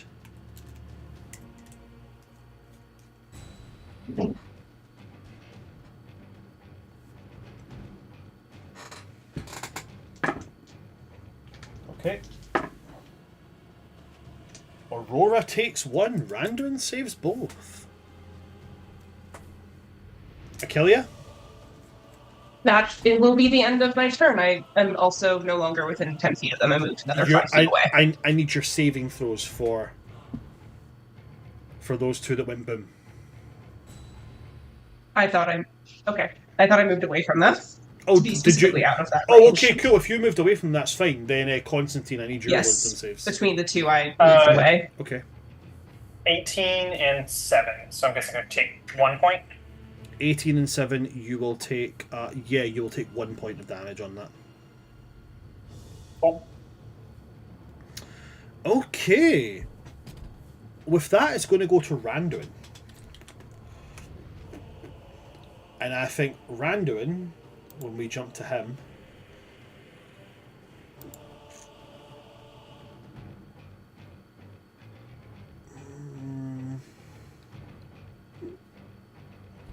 Randuin's going to move forward 30 feet. He's going to come up to the 2 that are within range of you, Eldwin.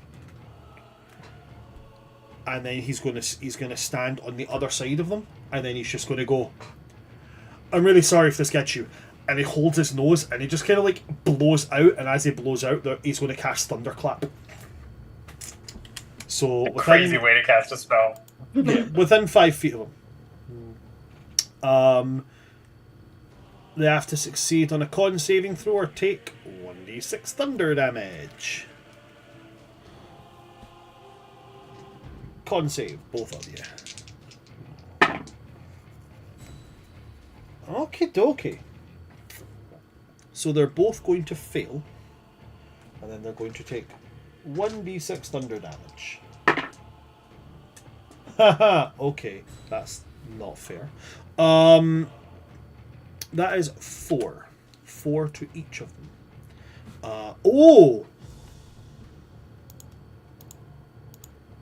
I know skeletons are, but I need to double check this stat block.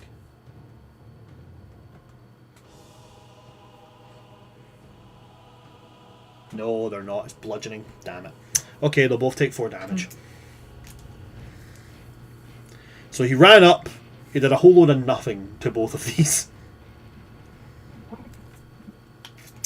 So that's his action. Bonus action. What does he have? Nothing. So that's Randuin's turn, which means he's going to go to the wave. Which means the last wave left. I need a wisdom saving throw from you, Eldwin, and 1 from Randuin. Oh. I thought Randuin sweet Randuin. I thought Randuin might actually have a wee moment of like, I did something, and he really didn't. 18. 18, you're fine, Yay. and so is Randuin. You're both okay. And so now it goes to Rista and Malekith. Yeah. There is a wave in front of us. No, they're all gone.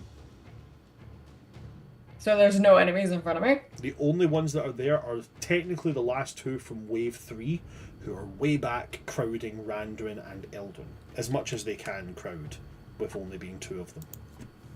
Yeah, I guess I'll just chromatic orb those. Aggressively stand at. Chromatic orb. Okay. Yeah, they look like they're like in a really intense staring contest. That's it. They're actually just like staring intently right at Malekith, right at Randuin and Eldwin. Just like real intense staring contest. So you're using chromatic orb on which one?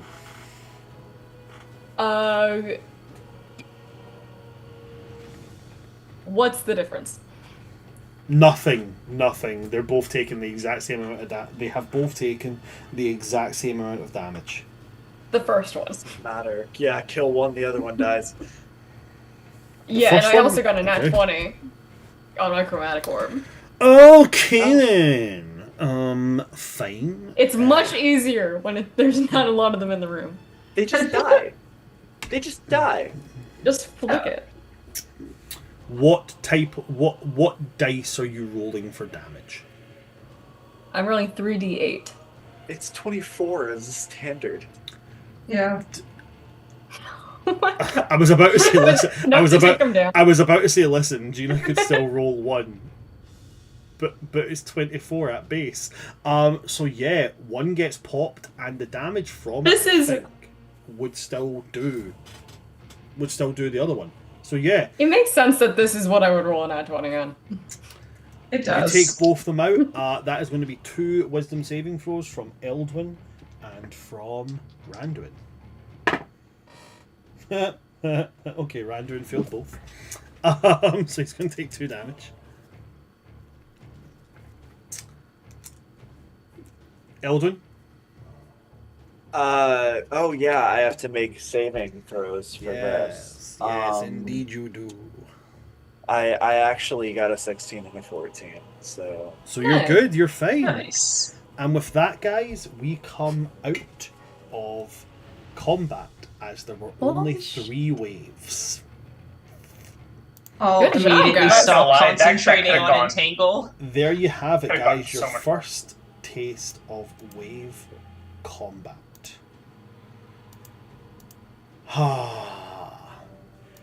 So as we leave combat,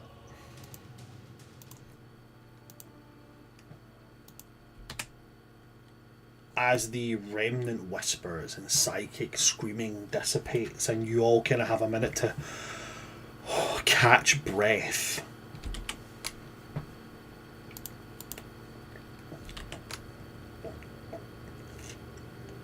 At the other end of this structure, this cave, where the red lights are leading you, you hear clapping.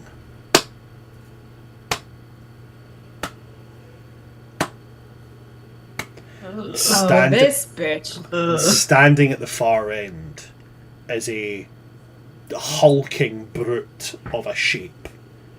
Tall, broad, almost perfectly blending in with the darkness, were it not for 1, the red light casting a thick shadow of him, and number 2, the purple gems on his robes and spattering of armour, as well as the purple eyes gazing out from behind a hooded and masked form. As Rista, you would recognise this man. And he takes a step forward, only 5 feet, so that he's 30 feet from you, into the room. And he says, I am impressed. Truly I am. I have seen several highly trained mages fall to such an assault. And yet, 7 children. Is it not funny what we can encounter when we treat those who we assume are lesser as if they were more, and now you prove yourself to be more?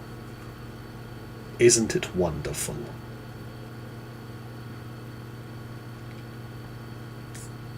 Do you think we were trying to prove anything to you? Regardless of my thought on the matter or your intent to do so, you have, whether you wish to have or not. So really, does my thought or your intent truly matter? The end result is still the same. You have impressed me. I'm gonna subtle spell detect thoughts. Yes. So smart. Hell Okay, yes. okay. Okay. He is. Are you trying to get surface thoughts, or do you want to probe deeper? It's subtle, so even if I were to fail, he would have no idea the origin Yep, of the spell. that's So absolutely fine. I just need frankly, to know. Awesome. no, I'm going in. Okay, he's Yes. going Give me to. He the will. give me the wisdom save. No, he'll willingly fail. Oh, ew. I don't like that. Okay. You go into his mind and you see what you saw when you bonded with your patron. You see the vast, cloying emptiness of the void. You hear those horrific wailing pipes. You hear those pounding drums. You hear those who have fallen to the void gibbering in madness as they try to make sense of the nonsense that is whispered into their ears encroachingly. But what they hear as a whisper, you hear as a roaring war cry. And then there's a bellowing laughter, but it's less of a laughter that you hear and more that you feel as it rattles your psyche, as if your psyche itself had bones. And this man is entirely consumed by the maw of the void. He is its mouthpiece, he is its hands, he is its herald.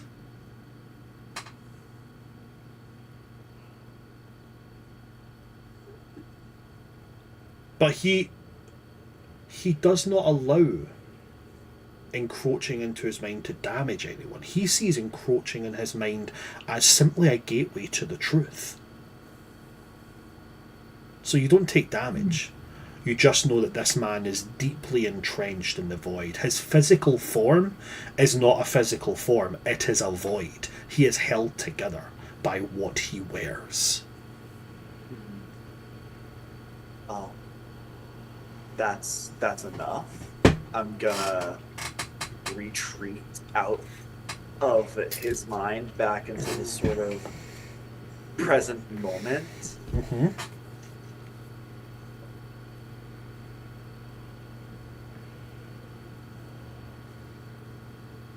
And I am going to say, what does the maw want? He's going to turn and look at you. And he's I going also to turn to look at Eldwin. he is going to do the exact same thing you did to him to you. The moment you mention the maw, he tries to pierce into your mind.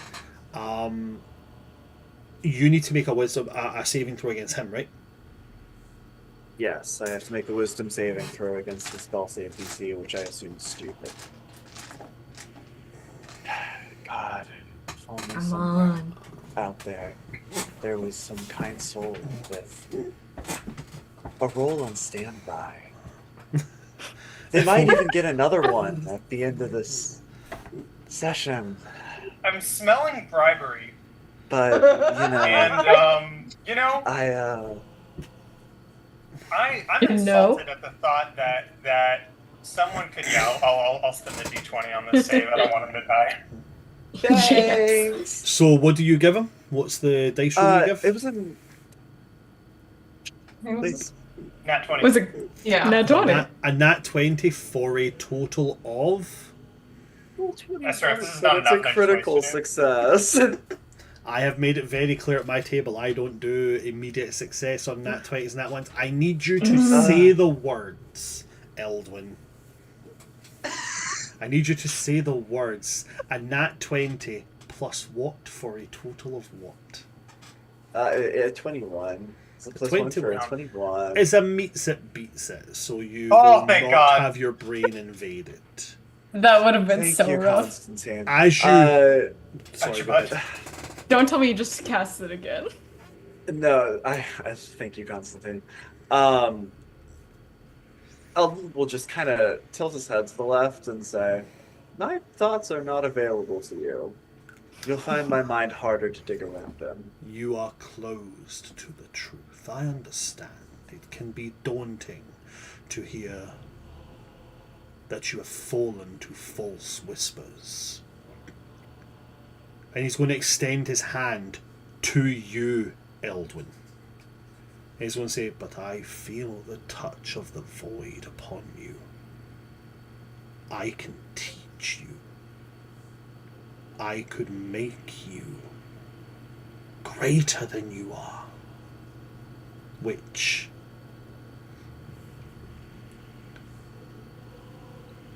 you already believe yourself to be. It's a driving force in you. I can make you greater than any who you stand beside right now. And all it would take is... And he'll move his hand closer. Acceptance.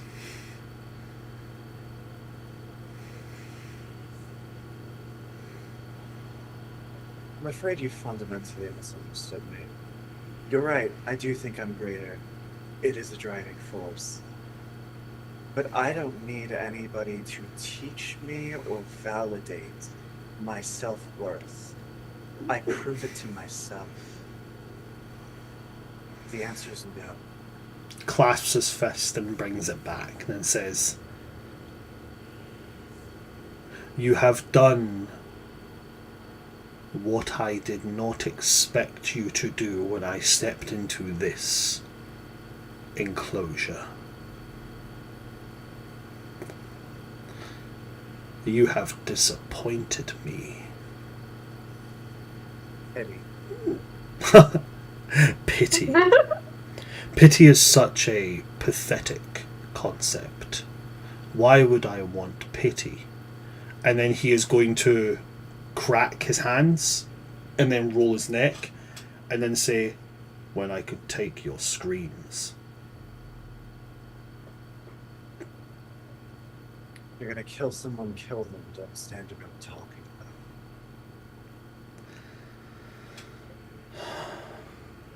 it. It is always a blessing to be able to utilize the Moor's gifts on the painfully naive. And I need everybody to roll initiative. As we're rolling initiative, he is going to take another step forward. This time he's going to move 10 feet forward. He's going to put his hands up and go, "Oh, don't worry. I'll go easy on you." As you enter into combat with Kadar, the Herald of the Maw.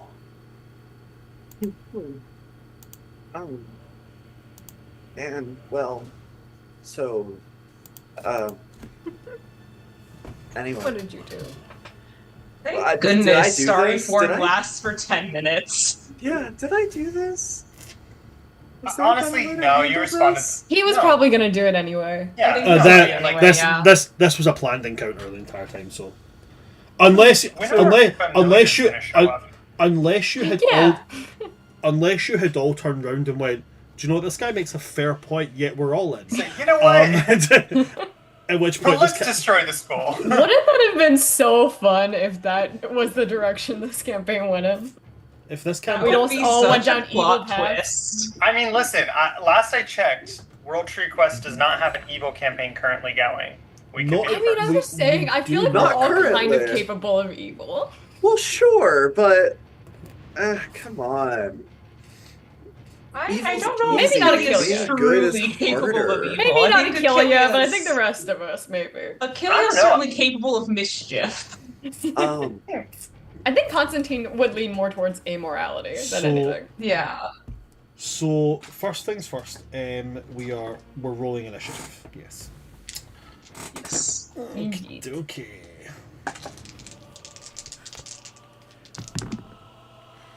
Oh, but poor Malekith. Ooh. Okay, cool. Poor Malekith. So poor Malekith. R.I.P. Malekith. Oh no. Okay.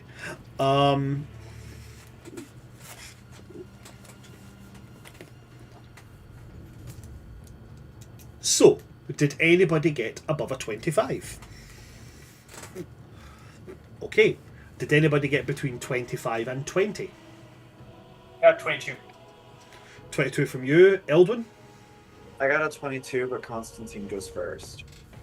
Okay. Rista? Not me, I messed up. No?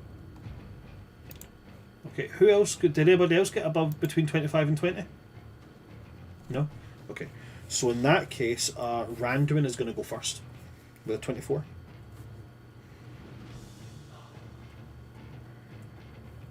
Then it's going to be Constantine and Eldwin, yeah?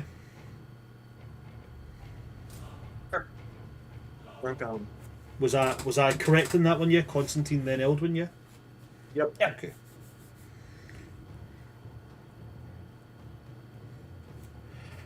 Did anybody get between 20 and 50? I did, yeah. Good. I got an 18. And I got a 16. 18 and 16, so that would be...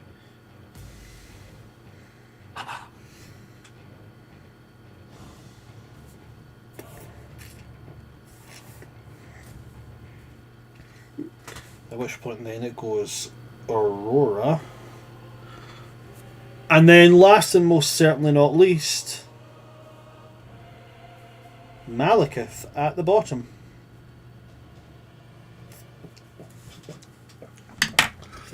Now, this is where the fun begins. As initiative is declared, Kadar is going to use his channel divinity, which allows him to swap places with the first in the initiative order. So as Randuin draws his blade and runs at Kadar, suddenly Randuin and Kadar swap places. Randuin runs into a wall, doesn't he? No, Randuin charges about 5 feet into the tunnel that leads you out of this room as Kadar appears next to Achillea. Yes. Oh my god! At which point I he is going to turn and Yeah. he's going to strike with an unarmed strike. Great. Oh, he just punches her? That's wild. Yeah, Achillea's not wearing her armor and doesn't have her shield. She was on a dance before this. I'm gonna... hold on. Let me make sure that this is how this works.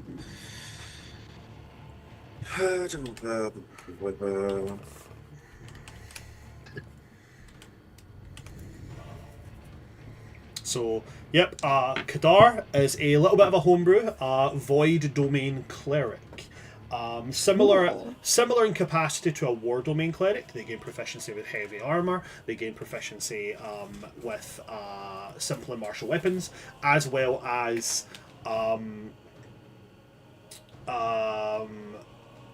getting some nifty little Void related tricks. Number one being 2 extra options for Channel Divinity. One being that at the point initiative is rolled, as soon as the top of initiative is declared, they can choose to use their Channel Divinity and swap their place with the person at the top of initiative order. You'll see some of their other abilities as we do this fight, but only to a certain level because he's essentially scaled himself down for this fight. If you get up in like the next 5 or 10 minutes. Oh, great, because child, well, I guess not child, almost practically child murder just wouldn't be good PR for them and their whole take over the world thing. I mean, he's trying to build a cult. You can't build a cult by killing everyone. But yeah. You gotta keep some people alive to be the cult members. Yeah, of course. Everyone knows that. Can I silvery barbs this? Give him a sort of disadvantage to his attack. So first or second attack, which would you like to disadvantage? Oh, good God. We had one attack, yes, but what about second attack? What did they know about second attack? I don't think We I didn't.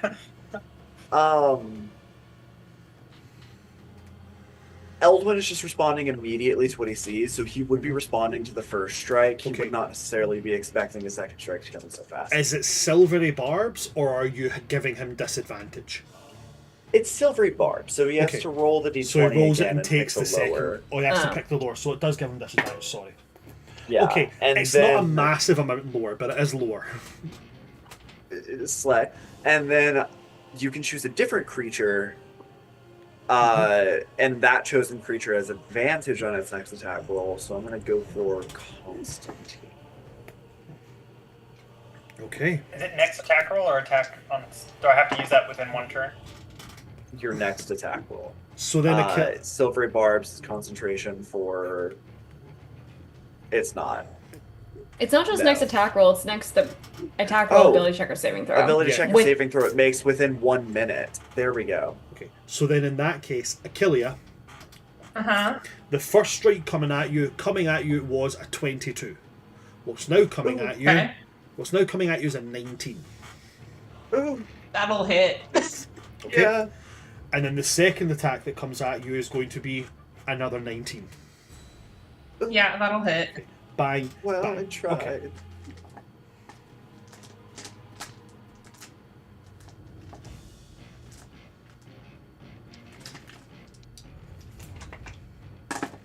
Okay.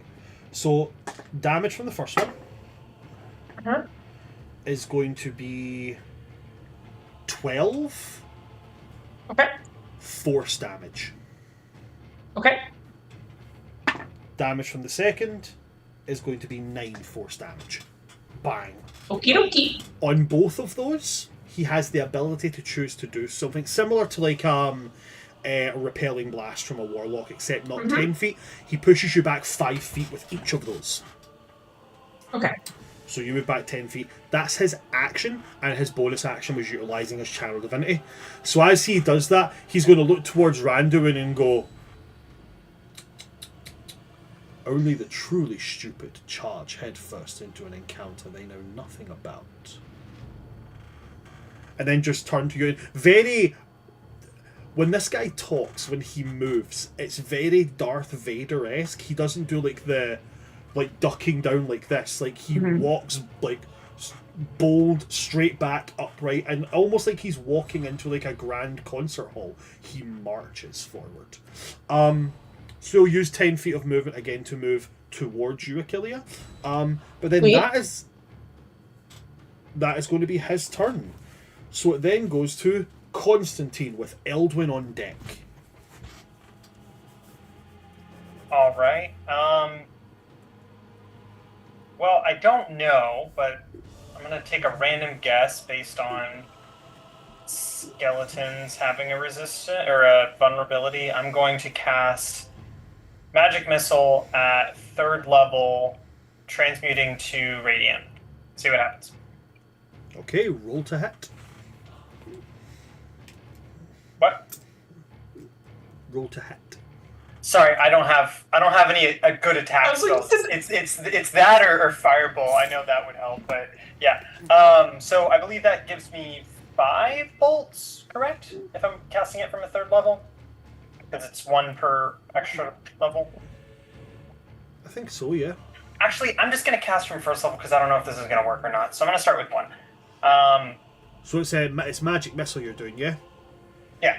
So then transmuting to Radiant, they will each deal 3. It's 3 of them. Each of them is going to deal 1d4 plus 1 damage, I think. Yes. Right, okay, cool. Roll your damage, Alright. because they automatically hit, unless he does something. So And I also 4, realised he didn't use his bonus action for 4. Channel Divinity, because he used his reaction for Channel Divinity. Cool. Never mind. Go ahead. Alright, that's 8.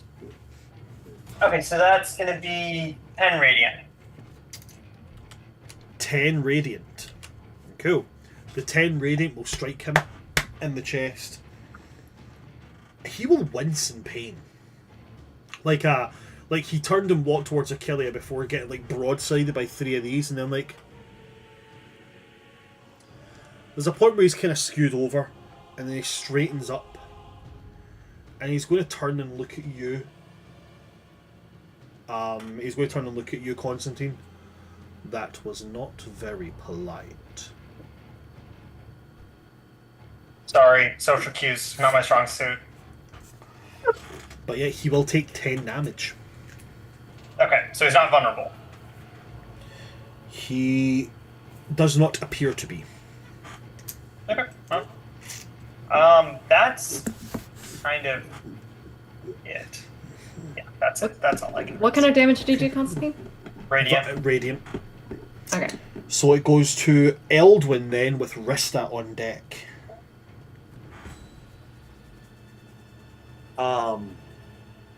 I am going to attempt a hold person on him. Okay. Love that. So I'm going to need a wisdom saving throw. Okay.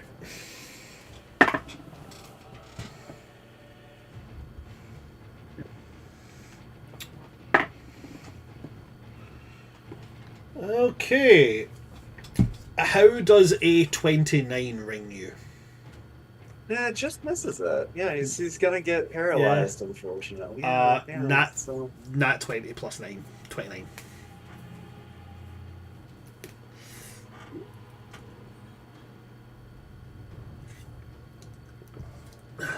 Cool. Yeah, that is going to pass over him and not work. Which is, I think, gonna startle Eldwin, but I will quicken spell. Mm-hmm.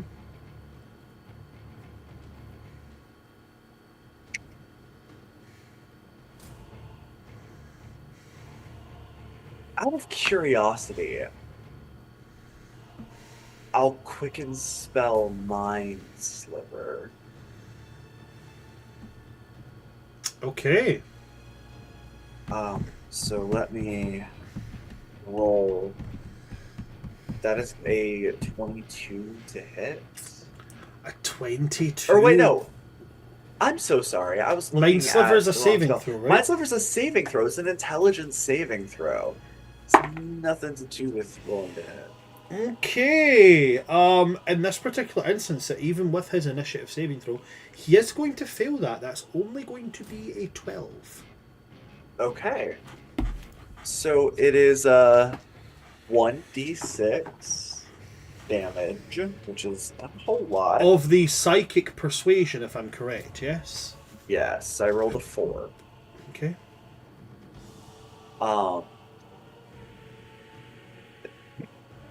They also subtract 1d4 from the next saving throw it makes before the end of your next turn. Do they react to the psychic damage? They don't, as they are immune to psychic damage. Figures. I can't get inside of his head, and I can't freeze him in place. Oh, you can. Sorry, guys. You can get inside his head. You did get inside his head. Well, sorry. We chose to fail. Sorry, but Right. just throwing it out there. When he let me.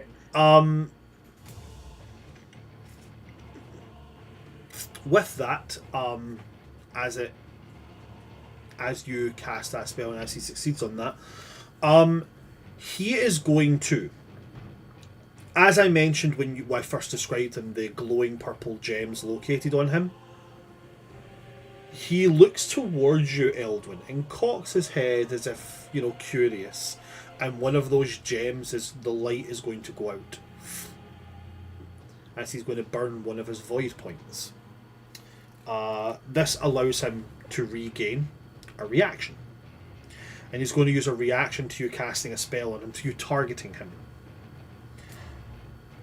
And he is going to right behind you. He's not going to do anything with it. He can only move.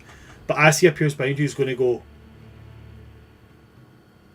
He leans in and he whispers into your ear. And he says... That was not a smart decision. Make smarter choices. He's been trying to.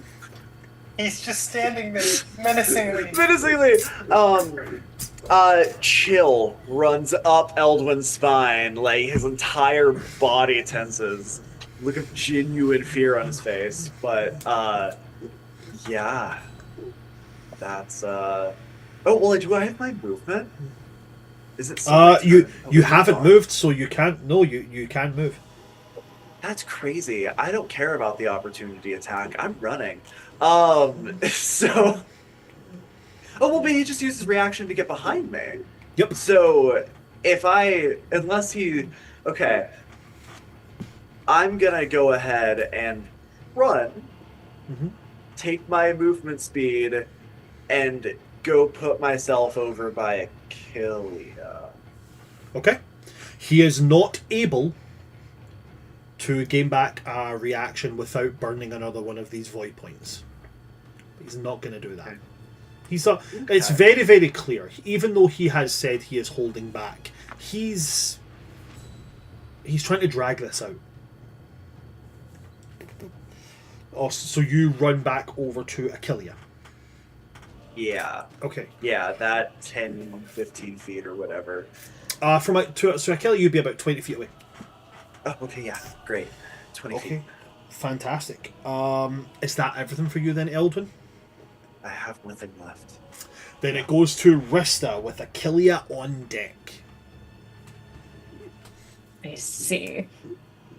To get a sense of the layout, you said that there was another tunnel that he came from. From where you are, Rista, because you haven't moved since you moved 15 feet back. So you're standing basically at the bottom of the stairs you came down to get here. Mm-hmm. Ahead of you, Yeah. about 10 feet, it's just like a maybe 2 people abreast tunnel before it leads into a roughly carved 70-foot diameter cavern. So from the centre of it, 35 feet out every direction. On the other side of it, there is a carved out path lit by red braziers. So he's appeared in there. On the kind of like if this room could be said to have a corner, on the right corner of this room there is another tunnel, but it is not lit. You can just tell there's another tunnel because of the light being cast from the braziers. Okay, interesting. I'm going to. I'll cast Chromatic Orb at him again. Roll to hit.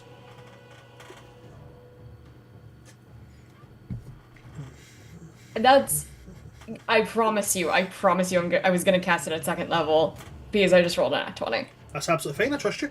So in that 20, so at second level, how many dice is that? 4d8. 48. So that's going to be 32 base damage. What kind of damage are you using? I think I'll just do fire again. Okay. Keep it simple. Actually, no, I'll do lightning. Hey, Okay. Janase. Yeah. Yeah, just go back to my roots. So roll your 4d8. Blech. That's 14 damage on top of the, what did you say? 32. So 14 on top of 32 makes a total of 46. Okay. Oh, girl, you just 46 put a damage. target on your back. And just you wait. I am going to cast this, but before I do, I'm going to yell out to him, "What were you doing down here? Were you the one who killed the headmaster? What are you doing here?" You launch this ball of lightning at him. It careens towards him, and it's like one of those things that as he's watching Eldwin run away and you shout, he kind of like, "Hush now, little girl," before he gets struck right in the face by it. That was a critical hit. So there's a thing I had planned for this encounter. As that's a critical hit, as it strikes into him, you guys see as it does like knock him aside. And you said it does. Something clatters to the ground. And what clattered to the ground that you can see was the jaw plate covering his mouth. Oh no. Oh. He's Oh, going to no. stand. And he's going to turn I towards... literally slapped this man's face off. He's going to turn towards you, Rista. And as he does, there is no mouth there. There is... It's like looking at Vanta Black. There's just an empty hole. An empty chasm, a void.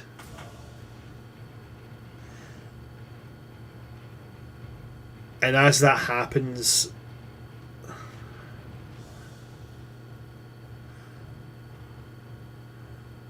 I promise you, you are going to pay dearly for that insult.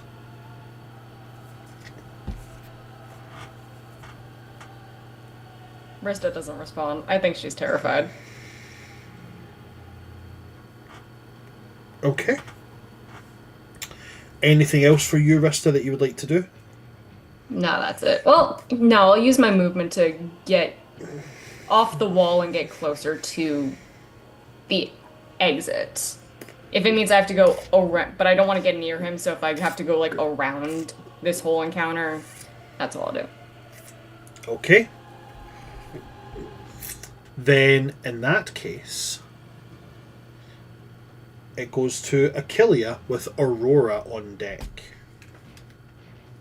I'm not sure if this was caught earlier, but Achillea did drop concentration on Entangle when we thought we were initially out of combat. Yeah, yeah, you did say that. Yeah. Just to make sure that everyone did hear that is no longer a thing. You do not have to worry about being entangled during this fight. Awesome. Luckily, Starry Form is still up. First, Achillea's going to cast Cure Wounds on herself. Yeah. Oh. Okay. It's 8 on the die, so she regains 13 hit. Not sorry, that was not an 8 on the die. It was a 6 on the die, so she regains 11 hit points. Okay. And then with my bonus action, I'm going to yeet a arrow from my starry form at him. Okay. I'm just gonna let me roll to see if it hits first. Yeet. I the don't. arrow. That's gonna miss. That's a 10. Ah, damn. I'm gonna still say it for comedic effect. Achillea says eat this. Misses him entirely. So you hurl this, you I say eat love this. He sees it, he turns to look at it as you hurl it, and as you throw this bolt at me, just like backhands it away. I'm Than not it hungry. was. I'm not hungry. And I'm going to unclump from the group and go 15. I'm going to kind of go on a diagonal, kind of get a little bit closer to him and get like 5 feet close to him, 10 feet away from the group. Okay, cool. Is that everything for you then? That is everything for me, yeah. Then it's going to go to Aurora.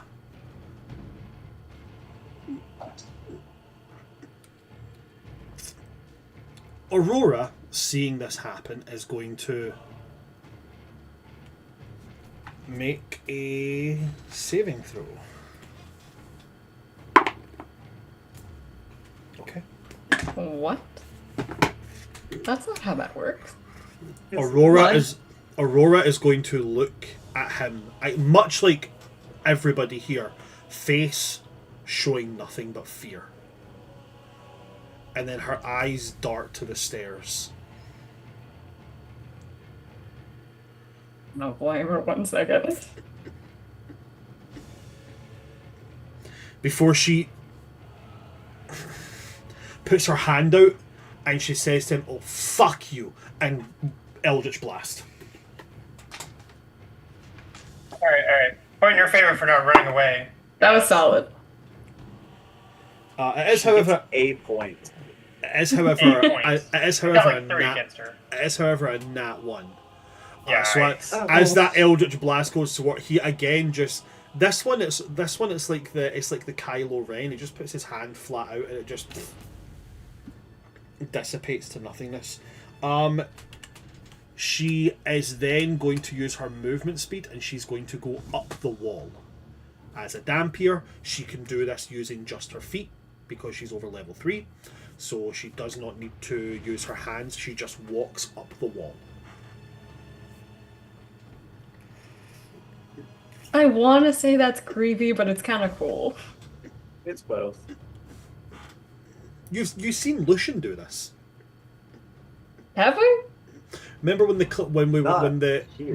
no, not you guys. Remember when the cliff got destroyed and Gil's character, not our Gil, a guild that me and Gina played with, was falling off the cliff, and Lucian, because he could walk on solid objects no matter what they were like, because of this ability, he was able to anime run across the debris to get to him and bring him back. That's awesome. Dampier are cool as fuck, man. Dampier are cool as fuck. After Aurora, it's going to go to Randuin. Randuin is going to about turn. And he's going to run back. He's going to use his full movement speed, which is 30 feet. He's going to close in, and he's going to go for the attack.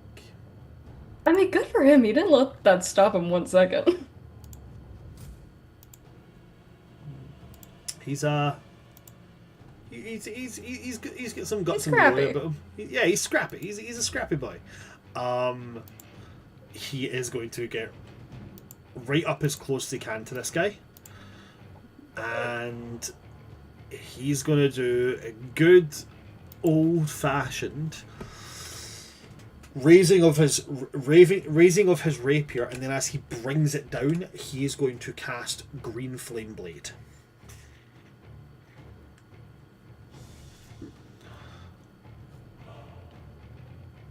Oh no, it's not Green Flame Blade that he's doing. No, that's wrong. That's incorrect. It's not that at all. It's that's it. It's Sword Burst. So he's going to use his action to cast Sword Burst. I've got a feeling I'm getting that. What's the one that you hit and it's wrong again? It's Booming not Sword Blade. Burst. It's Booming Blade. Apologies. I promise. I promise. I know how to play Warlocks. I actually don't. I don't play Warlocks. So he will roll to hit. Hey, I actually lied. Okay, I actually lied. I don't know how to play Warlocks. It's just like 2 seconds ago, I lied about that. Sorry. So that's a 22, which will hit. How much will it do though? We shall see. A lot. He will do 1d8 plus 4. So 10. He will do 10 slashing? Piercing? Piercing. 10 piercing damage is done.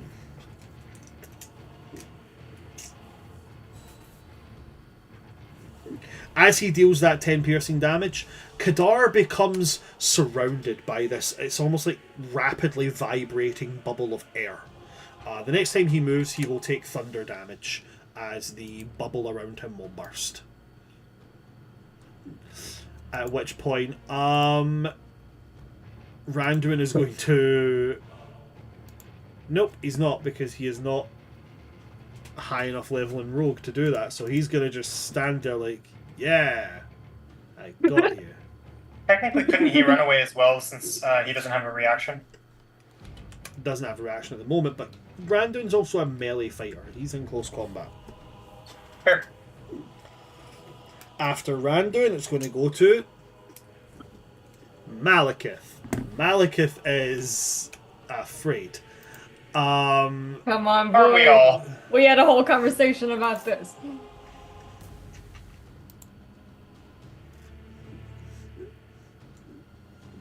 Don't you fail on me now. Malekith is going to pull from his deck a card, and as he twirls it in his fingers, it rotates in the air. As it spins, almost like holographically, as the light starts to peel on it, it starts to appear as like a drop with a skull and crossbones on it. And then it glows a vicious green, the card disintegrates, and he throws his hand forward as he's going to cast Ray of Sickness. So he's going to do it at second level. So he rolls to hit. That's going to be a meets it, beats it on an 18. So that is going to be 3d8 poison damage. 1, 2, and 3. 18 poison damage. It would then incur a Constitution saving throw to see if they'd be poisoned. However, Kadar is immune to the poisoned condition, so he won't make the same throw, but he'll still take the poison damage. So that is going to be, what did I say there? 18? 18 poison damage.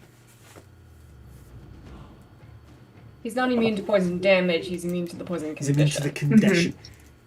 He can be damaged by it, he just doesn't have a body that's capable of being poisoned. Yeah, that makes sense. Anything that he can do with his wizard shit. Nope, there isn't. After Malekith, it goes back to the top of the round. That would be Kadar. At the top of this round, you guys suddenly hear screams as your familiars' minds reconnect with yours. And they're just screaming in our heads? Well, That at sounds the, about right. at the end of last Yeah. session, you guys had basically given the whole, like, you know, where are you guys? Like, you know, they're doing something with a big rock. So the information Yeah. of what your familiar seen when they went into that room, they're giving you that. They're giving you that this guy, to put it colloquially, as Abandon would put it, this weird guy with covered in red crystals is doing something with a big black rock. Good to know.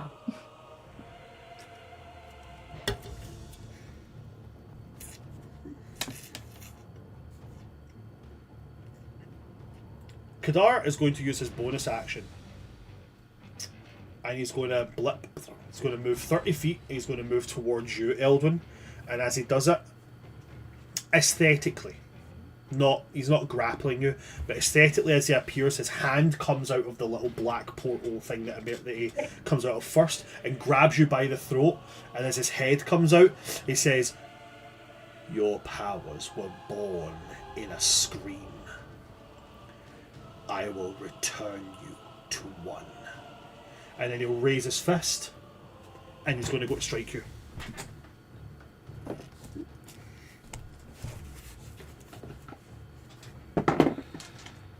Are we getting a new round? It is the beginning of a new round, yes. Silvery barbs. Silvery barbs, Yes. okay. So I have to take the lowest of them, right? That's what Silvery Barb says? Okay, so in total, that will be a 10. Oh. That doesn't Doesn't hit, okay. So as he throws that punch, you're able to avoid it, and as you do avoid it, he takes the hand that was around your throat and pulls that back, and he's going to go to punch you with that one. This one I'll probably just have to take. But I'm going to throw that advantage on an attack to... damn, I don't know. Rista's packing punches recently. Let's give it to Rista. Okay. Hope it That, pays off. that is a total of 16 on the second attack. That is going to hit. Two pretty garbage rolls there. I felt really bad when you said For Cass's... you. Yeah, I felt really bad when you said Silvery Barbs, because the dice roll when he rolled that Silvery Barbs was a 3. When Yeah, I rolled T- when I it rolled doesn't at say 16, anything it was a that- 19. I don't think it says anything that you have to wait until you hear the number or anything. Yeah, you don't It have just to. says, yeah, you could have waited to hear it. Yes, But I anyway, could've. Sure. the second attack hits, so he will. So that's going to be a total of 13 force damage.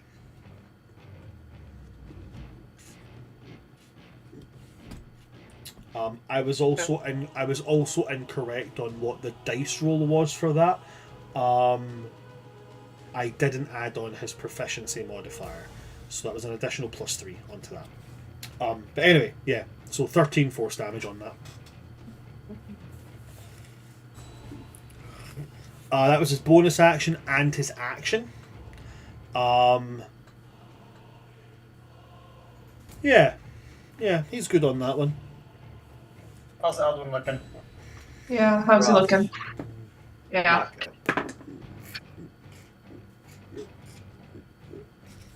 The next in initiative order, I believe, Constantine, you rolled a 23.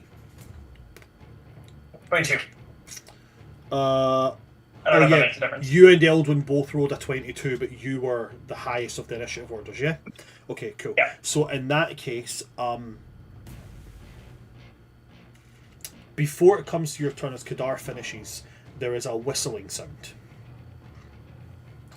I'm going to roll...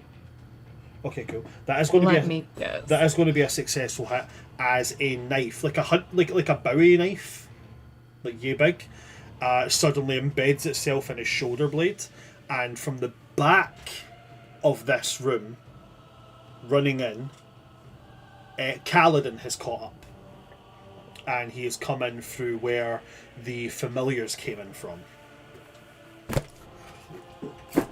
And as Kaladin comes in, there are two people with him.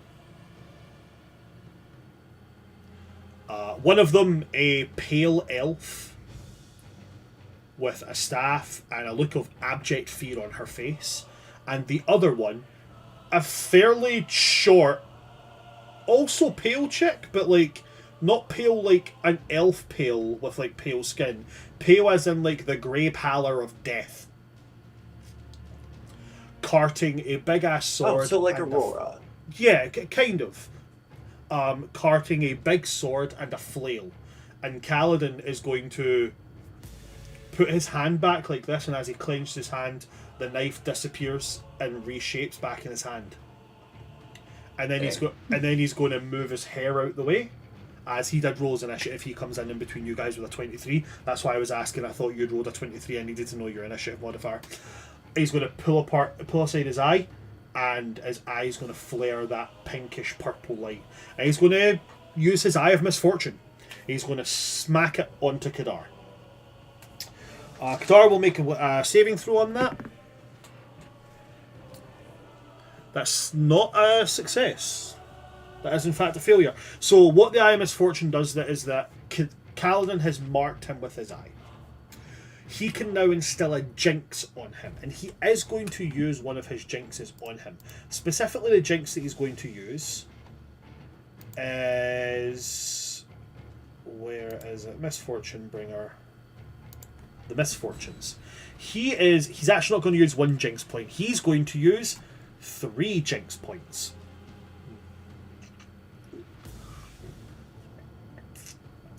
And he's going to put on Kadar the jinx of the clumsy. That's great. When the I love that name. when the creature cursed by your evil eye moves at least 5 feet on its turn, you can take a reaction and spend 3 more jinx points to cause the creature to have the prone condition and have its speed reduced to 0 until the end of its turn. After you use this misfortune, the target is no longer cursed by your eye. And as he uses that jinx, he's going to kind of cast a little eye to you, Eldwin, and be like, "Are you alright there?" Eldwin doesn't say anything. His eyes are like fixated on the ground right now. Okay. It's so bleak, guys.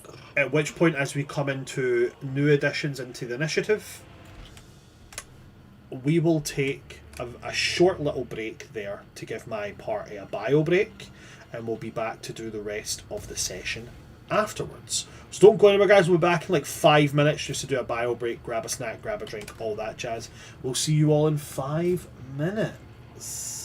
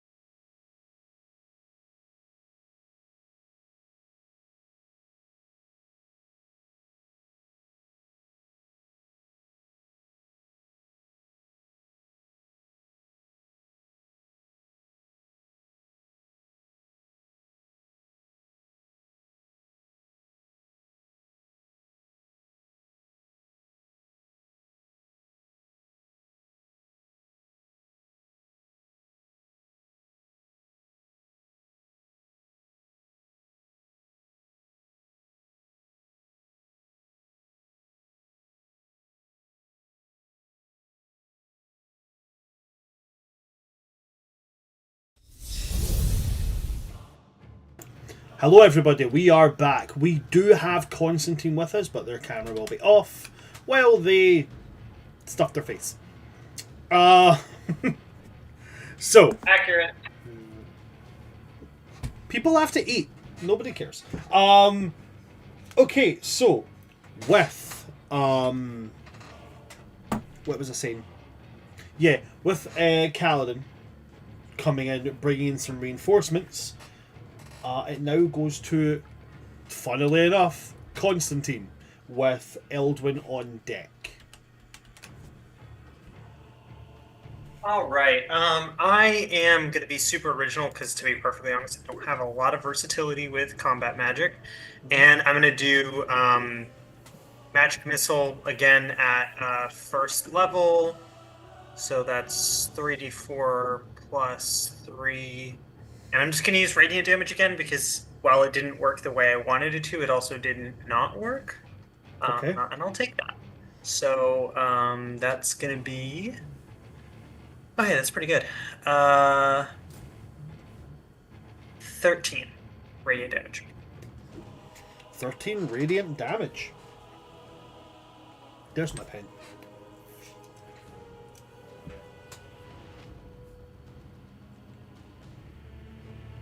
Okay, 13 radiant damage as, yet again, these little hurling motes of radiant light swirl towards Kadar, and they strike into him, one of them even catching where his jaw would be.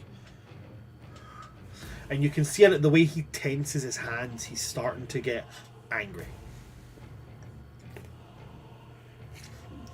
Anything else for you there, Constantine? Nope, that'll be it. Then we move on to Eldwin with Rista on deck. Okay. Eldwin looks up from the ground to Kadar with a seething rage in his eyes. I'm going to use my bonus action to convert my last 2 sorcery points to a 2nd level spell slot. Okay. And I am going to cast Hold Person on him again. Okay. And on his Wisdom saving throw, I'm going to go ahead and give him that lovely nat 1 port roll I got last session. Which makes it a critical failure, which means that he is bound in place. And Eldwin is going to look up from his position on the ground and say, "Sit still."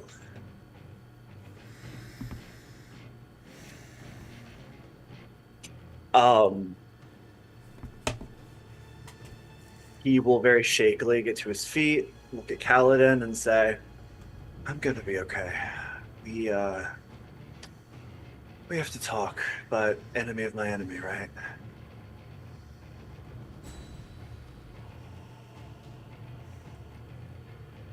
His face shows worry at that, but he just nods.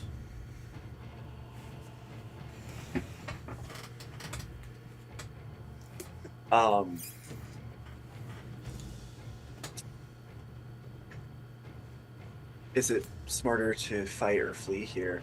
I think the last thing Eldwin will do is just say, "I don't think we win this. Start leaving. Go that way." And I'll point to the new opening towards the stairs. Yeah, I think Rista maybe at that will grab Malekith's hand and run for the exit. Malekith does not take much convincing, so as you grab him, he will willingly fail the grapple and is dragged along with you. As he's doing it, he's one hand shuffling a deck of cards, like looking for something. And I'm yelling at Poppy, "Come with us. We're going down the tunnel, come with us. We're leaving." From that other tunnel that leads you deeper in, following the red braziers, you see the little shapes of your familiars bounding after you, including a new one, which looks like this little owlbear cub, like, doing its best to keep up. Like, I don't have time to appreciate how adorable it is. Okay, well, if that's your... Is that all you're doing, Rista? Are you... So, I would say if you're just grabbing, I mean, technically that's. Fuck it. I mean, does it seem I'm like? I'm Yeah, the, does it I'm seem the like DM we're and all... I'm the DM and I get to say these things. So I'm just going to say if you're just grabbing a willing person who's willing to be grabbed and dragged along, I'll let you bonus action that, and your action can be dashing if that's what you want to do. Do I look to my companions? Does it look like we're all ready to get out of here? Eldwin's backing away from the encounter. Now that he Awesome. hasn't paralyzed in place, it looks like he is making for the exit. By Kelly and Constantine. Yeah, Malekith is like actively waving, like, Like, bye. let's get out. Now he's one-handed shuffling. Look at like his face is covered in panic. Okay. I haven't. I'm gonna roll for how Achilles looking. I don't know how she's looking yet. I'm. Then in that bored. case, it would go to Achilles' turn if that's what you're doing, Rista. If that's your Yeah, bonus action grab. I'll action wait, act. but I'll dash. Let's just do that. Okay, cool. At that point, then, Rista and Malekith are halfway up the stairs. We're gone. We're done. We're not winning this one, guys. So yeah, then Achilles, it's your turn then.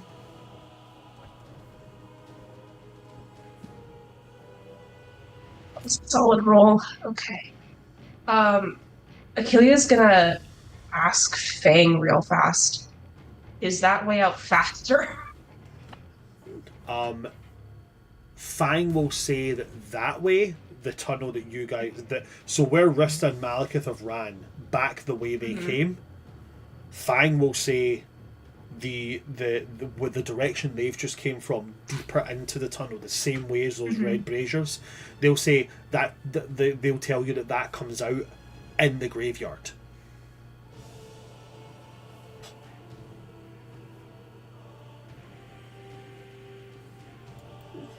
Everything okay, Gina? No, I'm good. Okay, cool. I thought you did that as if like you'd got confused about something, so that's why I was asking. At this point, is our goal to get the hell out of here, or is our goal to stop whatever's That's the happening with question. Magic Rock? That's the question. We're facing off against 3 other Kadar level people. Right. I don't think we can win this one. I mean, My then the question. understanding, Yeah. if Kaladin and his crew just came through the room where all of those people with the magic rock were, I feel like they're probably not there. Maybe Like, this. we are year 1 students. Run for your fucking life. No, doesn't matter. You know, the fastest It doesn't way matter. to get the fuck out of. You know what? No, it'll be fine. Yeah. If we go through the graveyard, it's faster because then we can get into the Blood and Bone Society and we can eat ourselves back to our rooms. But then we're all split, and I don't want to split us with these powerful enemies around. I know I just said that I ran up the stairs, but I think I am Yeah. waiting to see if everyone's like coming with me. Okay, so in that case, what you can do is you can hold your action until people have decided what they're doing. So we can say that you've moved and you've went up maybe the first of those little flights of stairs, Yeah. and you're Okay. standing there waiting. Okay. Yeah, I'm just looking back at everyone being like, exit 1 or exit 2. We gotta make a choice here. And then just real fast to Kaladin, is that way clear? Kaladin will shake his head. No, there's some weird guy covered in red crystals talking to a big black rock. Distracted or ready to attack? Well, he didn't see us. I'm gonna roll. If I roll below a 10, I'm gonna go that. I'm gonna go towards the rock. If I roll above a 10, No. I'm gonna. Oh, god damn it.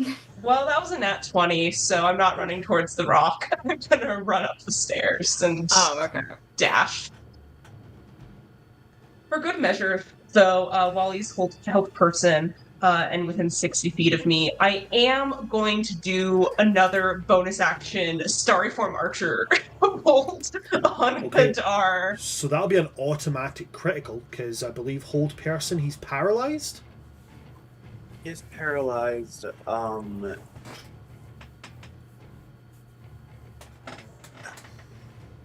And yeah, well, so attack rolls against you have advantage when you're paralyzed, but Yep. only attack rolls within 5 feet of your crit. Ah, okay. If you want, you can move within 5 feet of him and blast him in the face. Nah, I'm not going the right direction to do that. If I was going that direction, I'd do it. but I'm not. Can you drive by him? Do you want Achillea to do this? Listen, I'm not Don't be here. funny. I'm not here from some stupid idea of DM versus players. I'm here for what's fun, what's cool, and also what's incredibly comical. And there's something comical about Achillea running by, putting a hand through the face of a terrifying man, and critical bolting him straight to the fucking Chrome Dome. You know what? That there's is something really fun about funny. that. I like It would the be really idea funny. of Especially I tried to when go drive-by. the other way. Especially when it's not just a critical hit. He can't do shit about it. There'll be no reaction. There'll be nothing. He can't do anything. He can just take it. That's all he can do. Achillea's petty enough to do this. I'm gonna do it. Awesome. Roll to hit with advantage as you drive by the motherfucker. Achillea, that was a ploy to steal your movement. You let him do it. You You can't run as far now. Consider Randuin's over there, so now I can bring Randuin with me, sort of. Ish. I can have him closer to me, and then we can keep running. It's great. It worked out perfectly. Yeah, and Eldwin, what you have to consider is this is what's funniest. I love that's- the imagery knowing that Achillea is so much taller than Randuin that it's not like Rista grabbing Malekith's hand and running. Achillea just full on picks up Randuin and just starts booking it. Honestly, Just that would fireman also carries be him. very funny. Listen. Sling him That- over one shoulder, blast with the other. That's probably exactly what's happening in one swell, like just one swoop motion. And that is a dirty 20 to hit this time. A dirty 20 will hit. Wonderful. We do know that his AC is an 18. Wonderful. With that auto crit, he just gets a big bolt of radiance right in his face for 18 points. Radiant As that damage. second bolt hits him, the radiant damage strikes all through his body, and the metal chest plate holding his robes all bound together comes off, and they now fall loose around him as you see that as his robes start to part, his entire body is just a swirling mass of black hole. It's just nothing but void, dark matter. It is... Yeah, it's just an empty chasm where a body should be. Wonderful. At this moment in time, I'm not going to count this because it's a drive-by and you move away from it, so you'd be past by the time the chest plate comes off. At this point, within 10 feet of him, counts as difficult terrain as you are drawn towards him.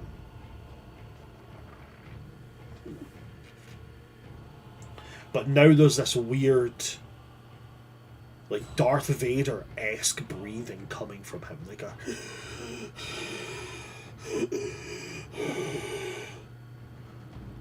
But if that's Achillea, if that's your turn, Yeah. then it's going to go to Aurora. Aurora's going to put her hand out and she's going to blast. She's just going to keep blasting from where she is. While screaming So anyway, you all, while screaming start you all to get the fuck out of here. That is going to hit. That is a beats it on an 18. So that will be... She will deal 10 damage to him. And as she does that, she's going to push him 10 feet back. That's a roll with advantage because of that. That's a nat 20. Sweet. So that's no longer an 18. That is a... What is Aurora's Eldritch Blast? That's 1d10.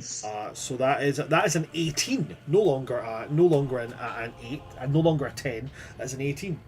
Hear me out, y'all. What if we just curb stomp him? I don't think We could. I don't think we can hold him for long enough to do that, but if we Right. could, that would be sick. I mean, like, there's like what 9 of us now? Because there was 7 originally.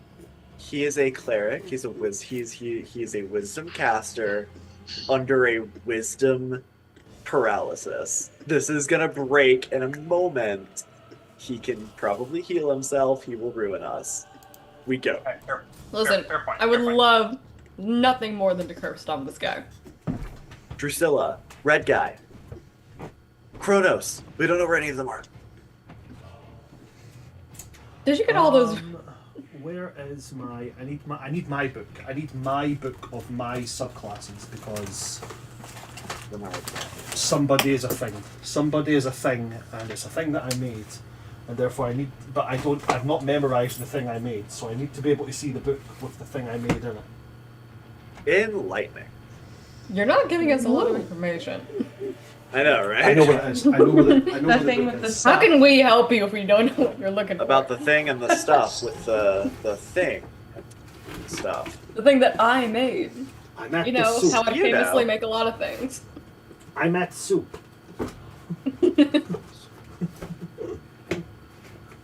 Why are you buying clothes at the soup store? Drop my spoon. I've lost a notebook. I've actually lost a notebook. How do Oh I? no. How do I was about to say how do I lose a notebook, but I have like Because you have a 4,000 billion of them? notebooks. I collect Yup. notebooks. I found the notebook. Yay! He has chosen the bees. The notebook has not got the fighter subclass written into it yet. Damn it! Where's my silver notebook? Ah, I found it! I found it! It's in the bottom of this drawer. There's so many notebooks. So many notebooks. I don't have a problem, guys. Guys, stop it! If you keep making fun of me, my wife won't. My wife will know I've spent money on notebooks. Okay, cool. So after after Aurora, it goes to one of our new members, Yulani. Yulani is going to. Yeah, she can't really do much in the way of combat stuff, but what she can, combat spells, what she can do is she can hit. So Yulani is going to move forward and take this great sword that she's wielding with one hand. And she's going to bring it down on this fucker. There.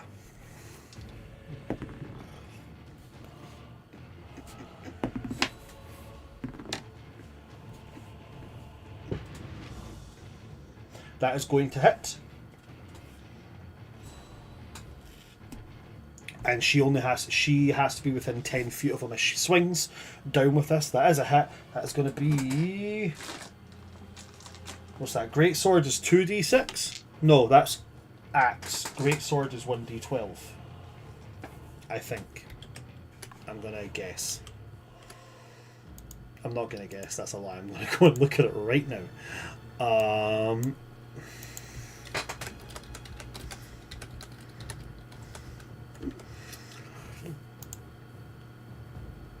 Great sword is 2d6. I was right the first time. Damn it. Why do I hedge my bets? That's 2 and 2, which is 4. 4 plus 12 is 14. 14 plus 4 makes 18. So 18 slashing on the first attack. Because Grave Wardens, my homebrew subclass, when they successfully attack wielding a great weapon, they can use a bonus action to make a second attack with an offhand weapon. God. Which And they these will are do. all crits? They're all going to be crits because you've cast Whole Person. That's insane. Yeah. So that second one is going to be with a flail, and that is going to be a hit, which makes it a critical hit. Attacks with a flail. I believe flail is 1d6. I'm just going to double check that just to be sure, because I second guessed myself with greatsword, and now I'm second guessing everything. It's 1d8. Damn, I suck at this. Why am I a DM again? 1d8. So that is going to be 6 plus 8, which is a... Oh my god, it's the exact same. 6 plus 8, which is a 14. 14 plus 4 makes 18. So that is a... Yeah, 18 again. Damn.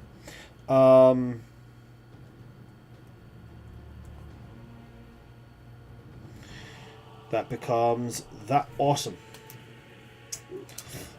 After that, it goes to Randuin. Randuin is being carried away by Achilles, so he's going to do his Eldritch Blast.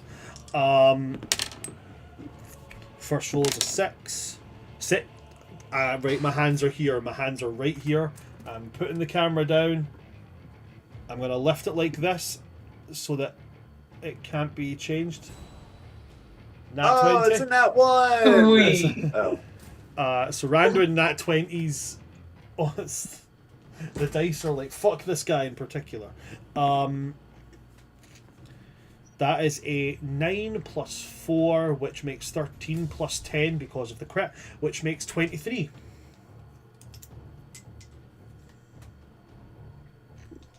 That's all Randuin can do because he's been carried away. And then it is going to go to Malekith. Malekith is... He hasn't found what he's looking for. So what he's going to do, he's going to do Toll the Dead. He's going to gesture towards this guy, clasp his fist, and have this ringing bell sound. He has to make a saving throw. And for him, that is going to be a wisdom saving throw. Which he obviously succeeds on, so that's fine. Oh, Eldwin has a hand up. What's up? When Aurora pushed Kadar back 10 feet, did Randuin's booming blade go off? It doesn't go off for that. It has to be if they move. No force movement hurt. Yeah. So Toll the Dead does not work, which means that Randuin doesn't really do anything. He doesn't really have... He literally does not have any bonus actions, so... He crushes the card in his hand. The sound of a bell tolling echoes, but nothing really happens from it. It fizzles out and dissipates quite quickly. At which point it goes to Kadar's turn. He gets a chance to break out. How's our boy looking? So Kadar's looking pretty rough at this point in time. I couldn't write this shit if I tried to. That's a nat 1. Yes. Hear me out, y'all. We should just curb stomp him. We gotta him. try. I'm just saying, we could kill him. Like, He we was have saying 8 you look people and bad. melee attackers. We should just curb stomp him. He is a black hole, though, and it's Okay, probably gonna right. get So worse. exactly. So the more pieces of armor we take off, the more the suction increases, and we get pulled backwards into it. Like, it is already difficult terrain trying to get away from him.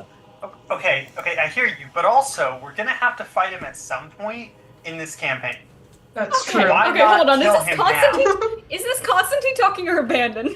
Right? This is clearly abandoned. Y'all, I'm just I'm saying. with you. Listen, No, and the way you don't just said, always, listen. No, listen, you don't always get a chance to shiv a guy. If he turns his back to you and pulls his armor up, then you just gotta shiv him. He's asking for it. Also, that one kind of southern, and I don't know what happened there. I'm sorry about that, y'all. Well, I think if anyone's going to shave him, it should just be you. You should go do it Hey, yourself. you don't have to tell me twice. How fun would it be if Abandon walked up and tried to shiv him and the knife just gets sucked away? No, his arcane focus. The manifestation of his divine powers. He goes up and Of goes, course "Oh, it I was a god once. you're about to get stuck, black hole boy." He goes to shove him the black hole starts and he goes, "Oh, abort mission!" I'm not a god anymore. Oh my god, I thought I was a god. I'm just a trash panda. Yikes. Whose turn is it? It's it's Kaladin's. Don't say mine. No, it's Kaladin's. So Kaladin is Kaladin's going to do what a rogue does. He's going to go up. He's going to take his knife, or his designed as like a big old knife, but it's a short sword. He's going to come up. He's going to shiv. He gets his sneak attack by right of having advantage, but because of his Eye of Misfortune, he doesn't need advantage on the attack because they're marked with the Eye of Misfortune. But either way, he's gonna roll to hit. critical sneak attack. Oh, guys, I don't know. Maybe It's we pretty can try to sexy. stop them. Maybe. I'm telling I you. don't know, guys. Maybe come back. Hold on. I'm kind of nervous that Maybe if at he least- dies, it's gonna be like the black hole sucks everything in the room. Okay, maybe, but also hear me out. Like Kill You putting- Drive-By Part 2. Putting a bag of holding inside of a bag of holding, and when he dies, it's just Yeah. gonna suck everything Again, in. threw a bag we're of gonna holding have at to him? kill him at some point. Why not now? Yeah, but like once we've done research into like what even he is and like what, you know, To taking him quote out a means. very He wise can't Viking, even die. I read about things when you could just kill the things that the book tells you about. Not Constantine right now. Very much channeling a bit. Okay, So well that's your turn's coming up, but so that's a total of 36 damage. Oh my god. Wait, that's it? Well, we're only Short- level 4. A short sword's only 1d6. Right, but and is sneak it- attack at does- this level's like 2d6. Yeah. Does he get the We're maxed level- out, So maxed out plus rolled? sneak attack is 3d6, I think, at this level. At his level. Okay, So 3d. I will so, fetch you on that. 18. So what? 1d6, 3d6. So 6 and 6 is 12. 6 and 6 is 12. 12 and 12 is 24. 24 plus 24 plus the extra damage he gets for his Eye of Misfortune. And then the roll damage, which was I didn't roll all of the damage. I only rolled 1d6. That's why it's low. Oh, So I need to roll an additional 3d6. Listen, I've played a rogue before. I Okay. was like, that seems a little low. The crowd stopped As I was moving up to counting me. it, I was like, yeah, actually something seems off. So that would be 36 plus 6 is 42. 42 plus 1 is 43. 43 damage.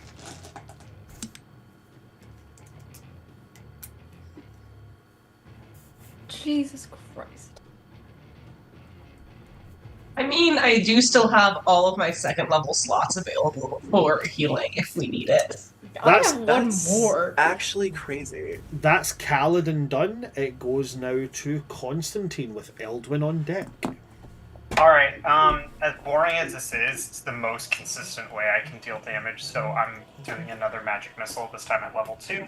Listen, if magic so missile that- works, do the magic missile. Yeah, so that should be 4d4 plus 4, yeah? Yeah, 4d4 plus 1 for each of them, so 4d4 plus 4, yeah. 5... 16. Alright, so that's 14 radiant. 14 radiant. He will take another 14 damage straight to the jaw.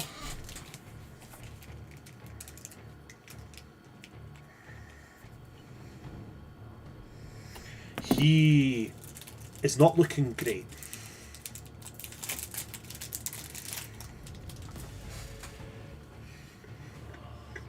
I'm guessing, like, an attack that you don't roll for doesn't crit, right? No.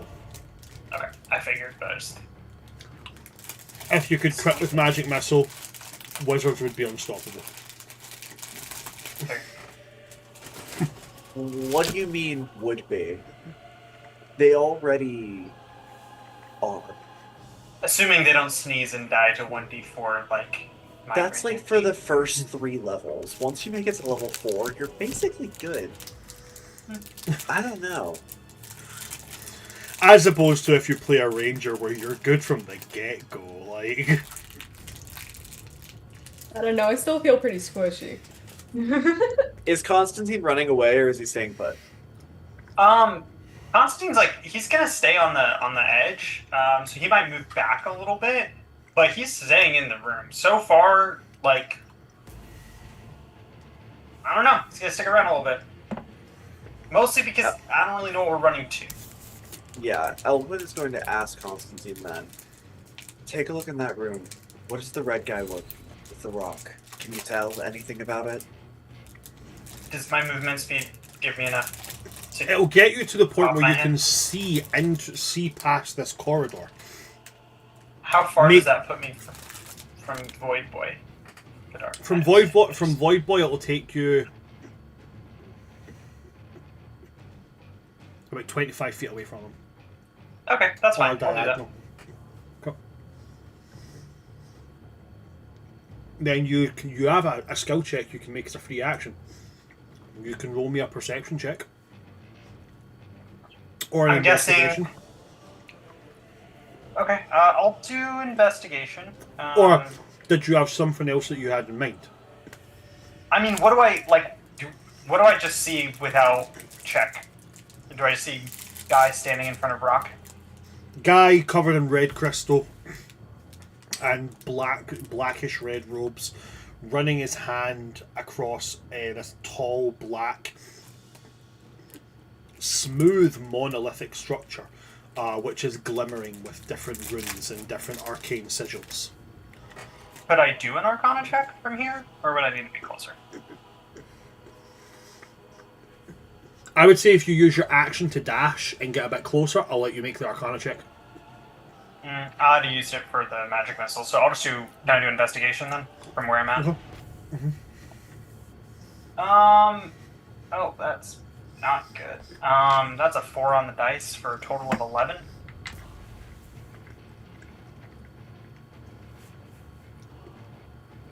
With an 11, you can't make out any details here. You're unable to discern what it is he's doing, but whatever this guy's doing, it can't be good. What I will say is, you don't see this Decimina person. Okay. I'll He call is back to alone in Eldwin. that room. Guy standing in front of rock. Can't tell what's happening. Probably not good. Don't see anyone else in the room.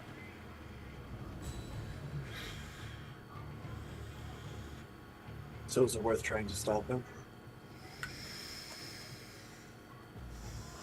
I'd rather not be fighting 2 of them at once.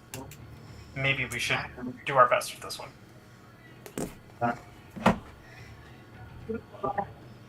We're in way over our heads. Yeah. Okay. Is that it for? Yeah, that's all I can really do. Okay. Then it goes to Eldwin with Rista on deck. Pardon me. I'm gonna take my movement. I'm gonna run over to where Constantine is. See if I can get a little bit closer. Don't drop concentration, please. I know, right? Am I able to use my to make an Arcana check if I use my action as opposed to dashing and getting closer? I don't know. I'm worried about positioning. He can't make an attack of opportunity right now. He's paralyzed. I guess that's a good point. So, okay, I want to get in closer to what this guy's doing and see if I can figure it out. So, I guess I will take my attack action. I will dash out of this room, maintaining concentration on the whole person. Let them know they should probably run because this isn't really sustainable. But yeah, I will run closer to the guy, and I want to make an Arcana check to see what he's doing. Okay, Arcana check then, please. I can be smart sometimes. That's an 18. Hey. On an 18, he is channeling something. He is channeling magic through this monolith. And the monolith is, from the arcane sigils that are here, this monolith is not a singular thing. There is multiple of this. And there seems to be something of a, within these sigils, as you look at them, they have the look of sigils of binding, like gates or locks. And he is channeling magic through this. Now, the weird thing is, the magic he's channeling, you can feel it from here. It's entirely wild, but not like the way wild magic is wild. This is unbridled, raw.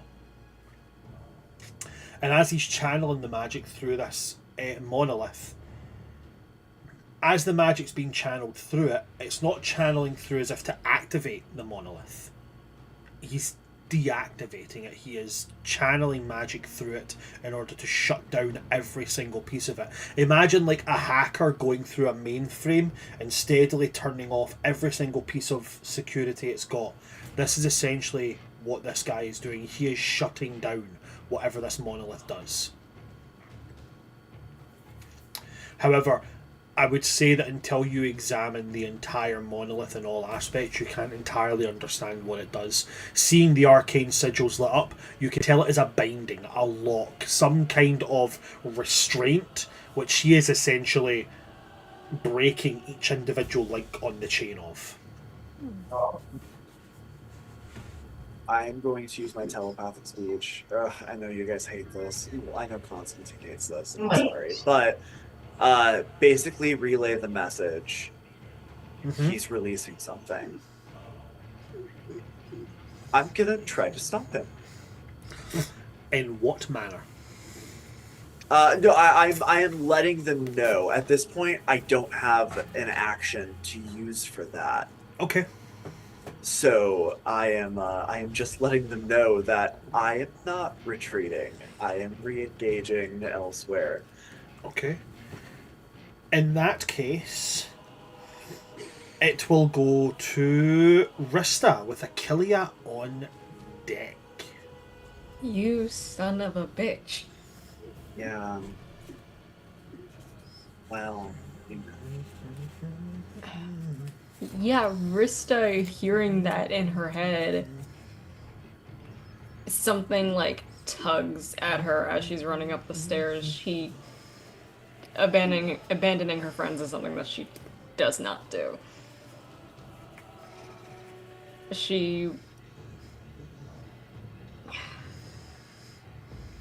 I think she turns and goes back to Eldwin.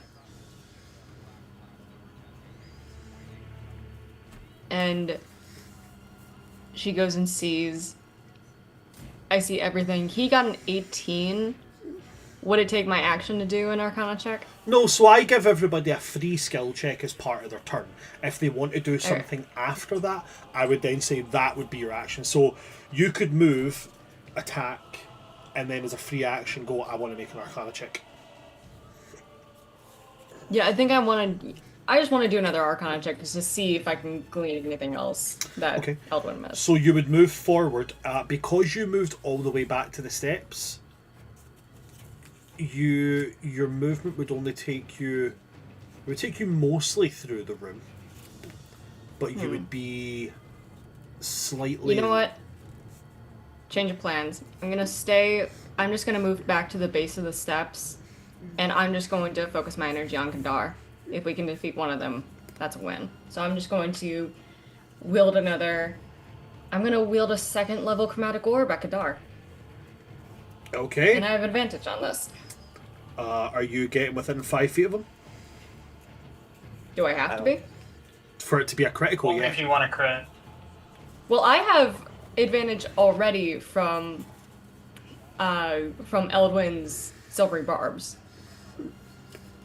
I haven't made an attack since he gave that to me. You'll have advantage regardless of where you shoot from, but you'll only crit if you get right in his face. Are within 5 feet, because it's melee attacks they're supposed to crit. Which even then, the thing about ranged attacks and spell attacks is that usually if they're within 5 feet of you, that's disadvantage on a ranged attack. So I don't even know if point blank blasting works. I think it works on magic, but I don't think it would work on like a ranged. No, it doesn't. It You know doesn't. what It it doesn't work with like a bow or a crossbow unless you've got a feat that means you can do it. Like I think it's sharpshooter. It used to be our crossbow expert, but now there's something else that you can get because 2024. And you know what else it is? Regardless of all that, I don't think Rista's getting close to the black hole. Real. Lovely. That's a 24. 24 is gonna hit. 23 lightning damage. 23 lightning. I electrocute him. And light him up. Okay. Yeah. Okay, he hits the threshold. The threshold. I had a threshold for him in case you guys did manage to find a way to get a round on him, which you did. So as you hurl out this bolt, this orb of lightning, and it strikes him again, it dances all over his body, now no longer protected by the heavy plates of metal around him. Some of the lightning gets sucked in. And at this point, I am going to bring the combat to a conclusion. Like I said, his threshold that I had set for him has been hit.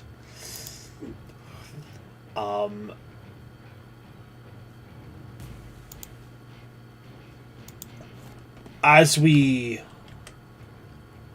come out of that combat, and he is, again, this real deep laboured breathing. He is going to look down at the broken chest plate, look to where the mouthpiece has been gone from him, straining every bit that he can against this whole person.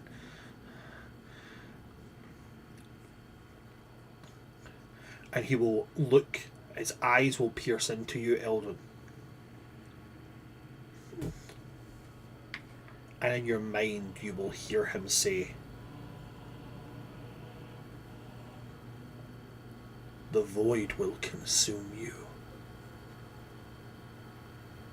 Without proper tutelage, you wander into that which you cannot fathom alone." And then an overwhelming force of psychic energy encapsulates him, and he disappears through, like, not disappears as in teleports, he is sucked through something. However, one of his gauntlets will fall to the ground. His smoky essence trailing out of it and dissipating, and the gem on the back of it going dormant.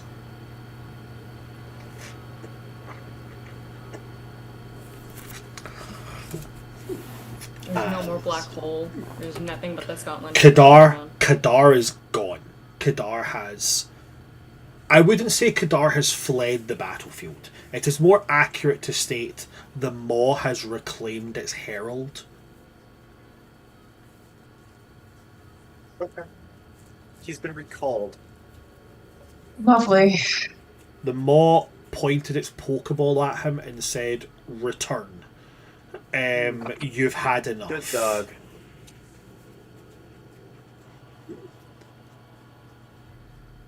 No reaction from this guy in the red crystals and such, as he just sits continually running his hand over this monolithic stone. Someone throw a hammer at him. I'm gonna chromatic orb at him. Chromatic orb at him. Yeah.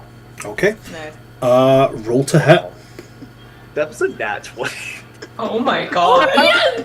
Yes! Oh my god. I'm actually over the moon that you got a nat 20. I'm actually so fucking stoked on that. because as that nat 20 Oh, attack it's is gonna going to crash reflect back, into isn't it? No, it doesn't reflect back. It doesn't reflect back. But there is a cool part of the Chaos School. I can't. I'm not going to reveal what class he is. I'm going to say Chaos School of Magic right now, just to kind of keep it ambiguous. But there's something I've got there that when you're struck with a critical hit, there's a table that comes with this subclass, and certain things trigger rolling on it, similar to like a wild magic table. One of them is being struck with a critical hit. You can roll on this, and it could be 10 times worse, or it could be, the next godly effort that comes in. So he's still going to take whatever damage comes from this, to be very clear. So I need you to still roll that damage and add on your maxes. But I need to roll on this D20 table. There's my silver book.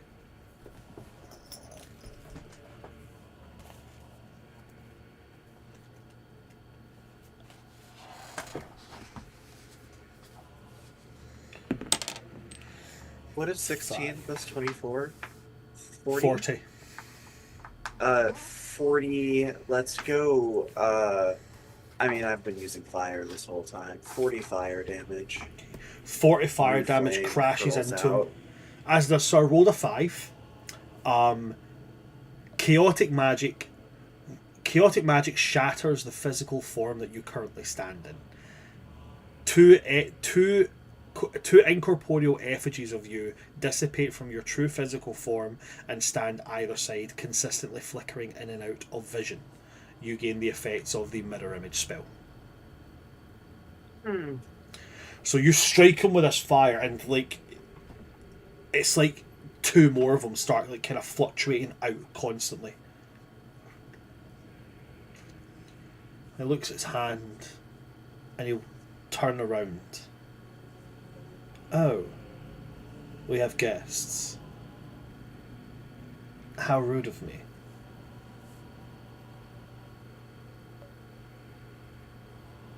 It's often customary to share your name when you step into someone else's home.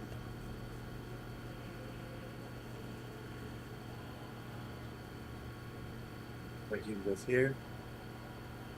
Once I was a Yeah. student, much like yourself. Well, we're the students now, which means you're in our house. What's your name?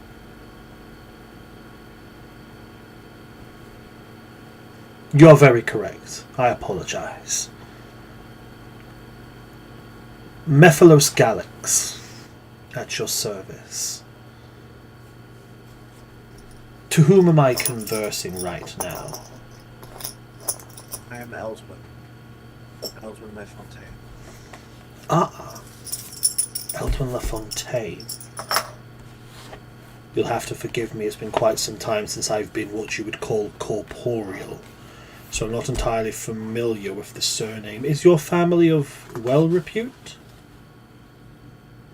I don't know anything. The last name is a adopted one. Ah. Well, probably not of repute then. I would guess.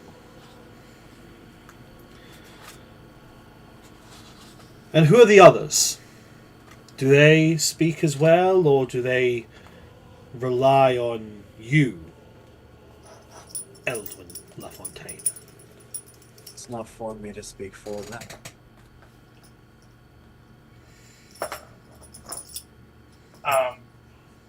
Constantine's not going to speak because, what's the point? He'll let Eldo do the talking. But now that Abandon has returned, he's going to flip off this being at the same time that Abandon also flips him off. Oh. Oh, I love that. That's beautiful. Wow. They're rubbing off on each other. I imagine Abandon getting overly excited about it and going from this to being like,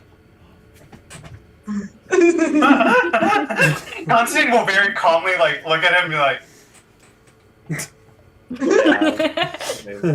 like, Abandon, there is a time and place to be overly gratuitous with cursing. This is one of them. Okay, so that's Constantine abandoned. What about the rest of you guys? What are your reactions? You can hear this conversation now. Yeah, I'm definitely not. I'm gonna set Randuin down and put Fang in my horns and just gonna look over, peek. How far away is this guy? It's 70 feet down this corridor 70 across feet. the other room. Yeah, about 70 feet. Double check how far this goes. I'm gonna go 10 feet closer to him. Okay. And As a saying, reaction to you moving 10 feet closer, he's going to put his hand out and go, one attack is entertaining. Another, and I might take offense. And unlike Kadar, I don't play with my food. in his head, he hears, "Oh, that's fair. I just don't feel like talking out loud. That's too much effort."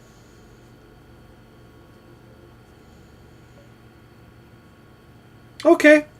He will then, my apologies. One's not used to being struck by fire and then engaged in polite conversation.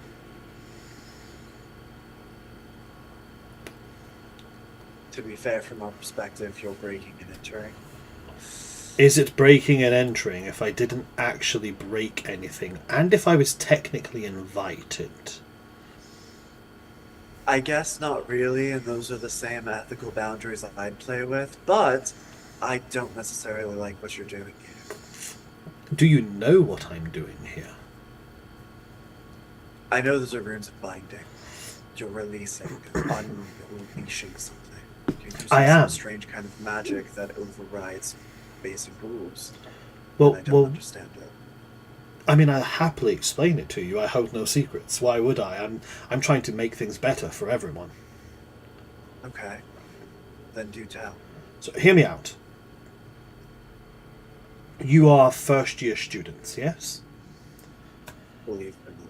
Capable of casting first and second capability. Possibly a few of you maybe have the capacity to grasp third capacity spells. Am I correct? Yes, some of you do have a face which shows more of a modicum of understanding. So,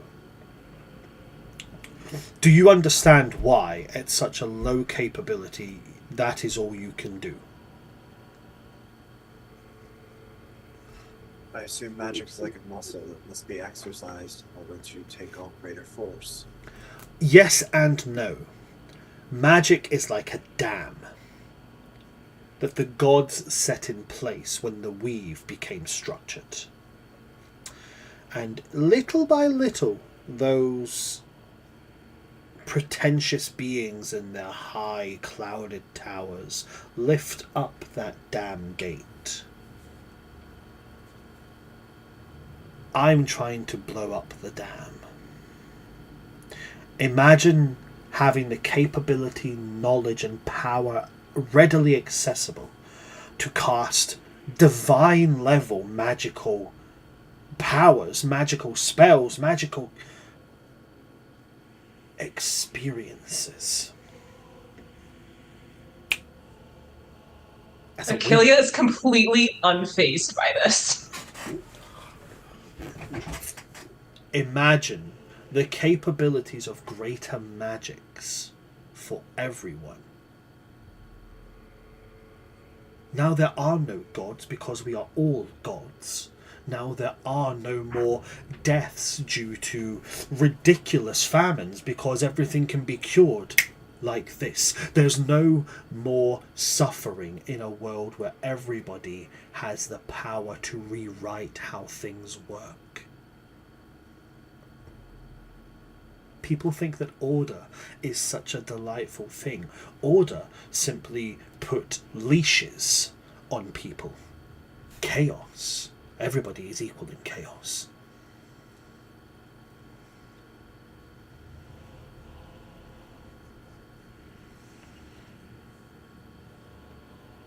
In his head, actually, Achillia will say this out loud so everyone can actually hear it. Achillia will say,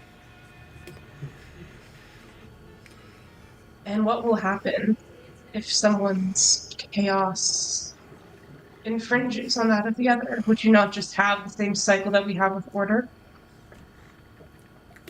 No, because, well, for instance, we are currently under a structure of order right now, correct? There are rules. There are things we must stay within the boundaries of. Which means right now, if you were to try and enact your will upon me, your belief, your ideologies, if you were to try to cause me pain, or dare I say to kill me, you would have to rely on the rules being more in your favour than they are in mine. That is how order works. Now, I have studied magic for a great many more years than you have been alive, and therefore the rules in this interaction are skewed very heavily in my favour. For example, and he is going to gesture towards Randuin, and at the 9th level he's going to cast Power Word Pain, which is a third party spell I found. It doesn't do any actual damage, but Randuin drops to the ground, screaming and writhing in agony. In combat, there would be rolls that would be made to see how long he is in this state for, as he becomes completely incapable of acting and anything like that. But for this, it's like maybe 20 seconds or so of him just screaming. And then he goes, now see, in this instance, order did not work in his benefit. But imagine if we were on an equal footing. Well then, suddenly the rules, or well, dare I say, lack of rules, and he clicks in this, and immediately Randuin is in no more pain. Immediately, there's no more conflict, because a conflict cannot be won when both sides are equal. It will be a forever stalemate. Do you see? Is he making sense to anyone? Because I'm just confused, honestly. It wouldn't be a stalemate. It wouldn't be a stalemate. It would be an eternal war. Yeah, as someone who's a pretty big fan of order, that sounds like my worst nightmare, and I think it wouldn't take very long for it to devolve into a state of anarchy where no one gets what they want by any means. Your order, where is the wars that it has stopped? Is there not war constantly at this moment? Well, you're using inductive reasoning there because you're assuming that we have information on what war looks like with order, but you're automatically making the assumption that without it, it would be better. But in fact, we don't have that information. In fact, I think we can deduce that it would be significantly worse. But I suppose that in your idea of order, you stick to basic logic class. You're just making, well, your logic is flawed, because you cannot know that it would be worse. You cannot know that it would be better. You can simply state that it would be different. However, I have walked in paths of chaos. I can tell you it will be better. And you sound like the most reliable and reasonable person that I have spoken to. And I've talked to Eldwin today. So that's... Tell me where I have lied. Tell me where I've spread falsehood. Tell me where I've spoken definitive statements where I can't prove that I'm correct. I have done many things, my good sir, but I have never been anything more than reliable. So tell me this then. What is delight without despair? These things still existing. Do you have an idea that because I dabble in chaos, I can no longer feel emotion?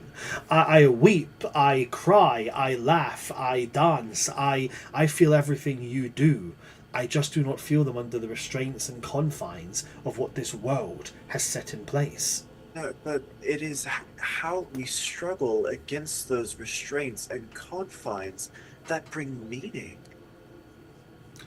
What is the meaning to a child who struggles to eat because there is no food? What is the meaning to that? What is the meaning of a bird that falls out of the nest and dies immediately. What if that bird had the capability of flight from its birth? Then it And would it not wouldn't be a fall. bird. It would be a bird. It doesn't change the fundamental facts of what it is. It is a bird. If it can fly as soon as it comes out of the egg, that is no different than a fish that can swim immediately from its own hatching. Your lack of basic nature understanding baffles me. No, your lack of Fascinating. understanding. Your lack of understanding that nature is inherently flawed is fascinating. I think So- that we reach a bit of an ideological impasse with the fact that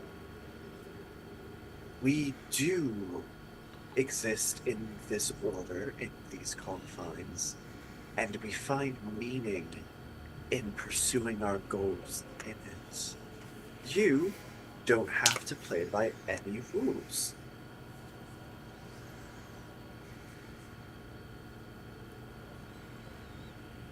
How could we understand each other?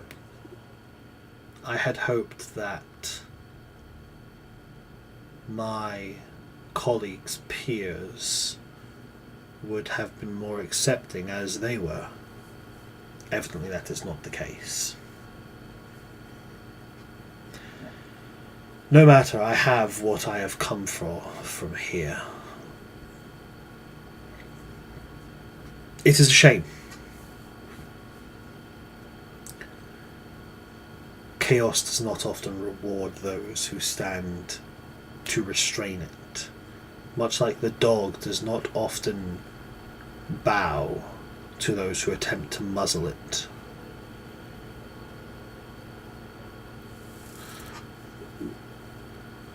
Now, you can stay here and you can quarrel with me even more, and you can potentially even try and combat me, which I would not like to do. I did not come here to harm or kill anyone. So, I'm going to give you an option. One of my, let's say, more devoted followers is currently somewhere in this castle. They have orders to start to cause a little bit of their own brand of chaos. Let's say I alert them, say to them that it's time to start moving, while you stay here and deal with me. You might beat me, it's a very particular chance, chaos and all that. But how many of your fellow students, teachers, will die? Or I can tell you where he is.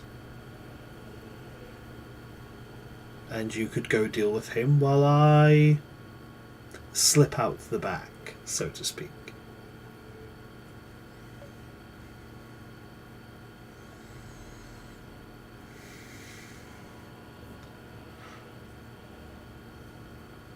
In Eldwins' head, you hear, I mean, that's a fair offer. We're not going to get any better.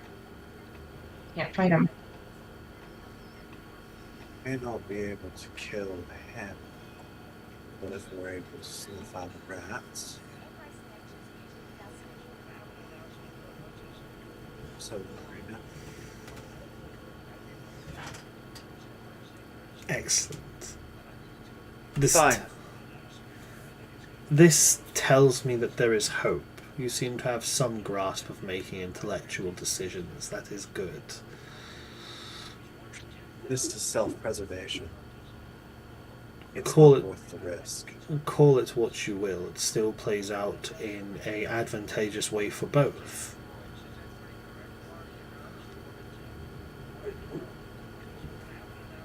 Constantine's just gonna kind of turn and look at the group. Oh my god, is that what I sound like? Oh, I gotta rethink my life choices. A particular teacher, a teacher I'm incredibly fond of from my years here, has a large friend whom she's been constructing for some time.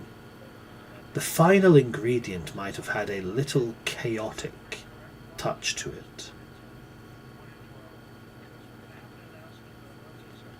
I hope you're all studying potions very, very reliably. Any of you can make a history check if you would like to try and figure out this information. I absolutely will. I will roll for... I'm not going to roll for all of them. I'm going to roll for the 4 people that are meant to be with you guys. I seem to remember someone having a homunculus servant. Uh-huh. I got a 17. Still, 17? What is my I... history? Well, yeah, I just pulled up too. 8. I got a 23 plus keen mind, so I can remember anything within a month. Yeah, you can. Okay. I've got a 19. And a 19 for yourself. Okay, so all of you are actually on the dot on it.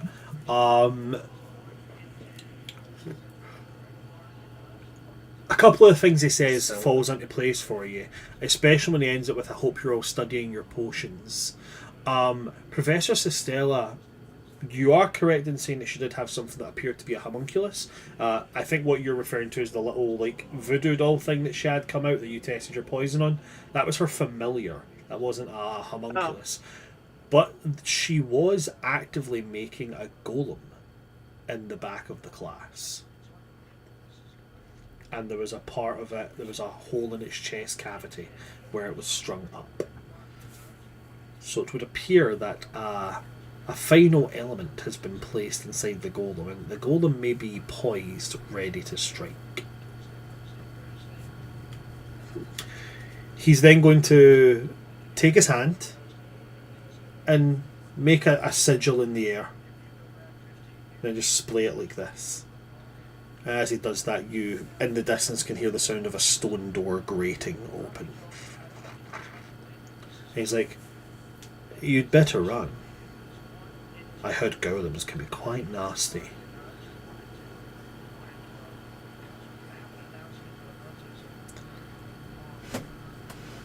I'm closest to the door, so I start backing away. So are we leaving him to just do his magic? We can't We fight can't really him. stop him. We can't fight him. He's also said that he's basically done. Yeah, it would be a moot point to stay and try to fight him. It would be a losing battle. We're already so At least this way we get information and can get out with the information. I have no spell slots left on 7 HP, so Eldwin is leaving.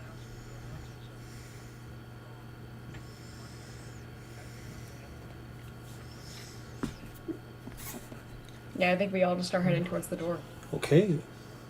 As you all turn... Oh, Real quick. yeah? Just gonna see if this would be any help. Oh, I also want to do something. No, not really. That's fine. We'll leave. I will do Actually, something. I'll cast. Oh, I'm so sorry. Go ahead, Gina. No, you go ahead. You already talked. I'll cast Detect Magic at a first level. Not really to stay and steady, more just let me see if I can get any information while we're on the way out on what the hell's going on. The magic around him is volatile. Unbridled. There's no restraint on it. There's literally no order to it. It is completely chaotic. As for the monolith, if there is magic there, it's in dribs and drabs right now. It is draining very quickly. Okay. Yeah, I'll start backing out the door as well. Guys, what if he killed Wispy? If he killed Wispy, we're gonna curb stomp him too. Don't If he killed Wispy, my initial plan on getting back would have don't you do backfired those so eyebrows. bad. No, but think about it. It's a monolith in the center, underground of the academy that has a bunch of magic that was unbind. I don't think and, it would have. It could have also released Wispy. Wispy's the maybe final boss. Equally terrifying. Alright, Wispy was for the Blood and Bone this. Society. Okay, I will do something. One thing before we leave. Okay. I'm gonna go over to the gauntlet on the ground, and as if I'm putting my hand up to it to feel heat on metal, I feel if there's like still residual void magic on it. No, there's none. Get with us. It does have a feel Yeah. of void magic to it, but not like it's got a remnant amount of it around it. The thing is made for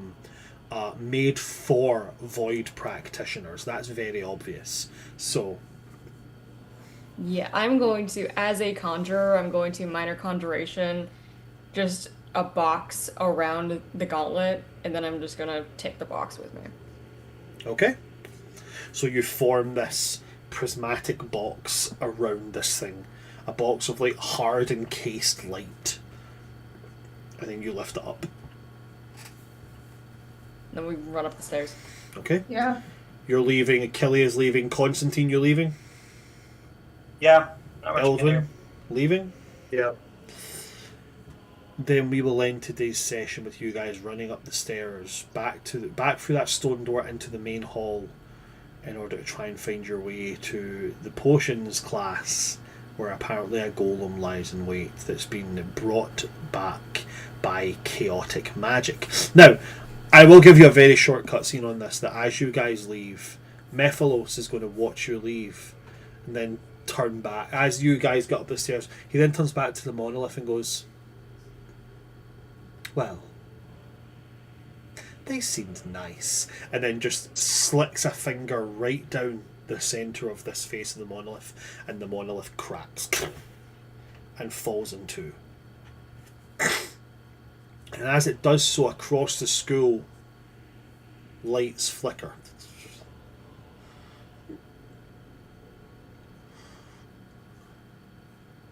As we look at a couple of teachers' faces, they all show the same thing. Like, they definitely feel something, and then there's looks of confusion as their eyes go to each other.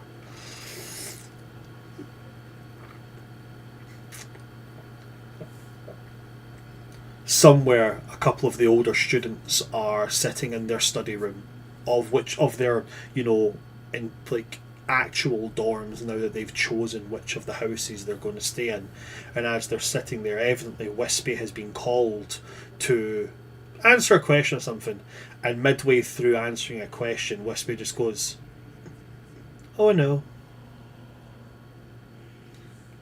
And that is where we will end today's session. Aww. Did she sniper shot that? It was Wispy. It didn't get rid of Wispy, but you worried me when you said, "Oh, Wispy," and I went, there is a link to Wispy. But that is where we're going to end today's session. Thank you so much for everybody who came to see us. We have to do MVP. We'll try and do it very, very quickly. You guys know how the MVP works, so I'm just going to go straight shot. I'm just going to go button it out. I think, in my personal, everybody here should get an MVP, honestly. And if I could do it, I would do it.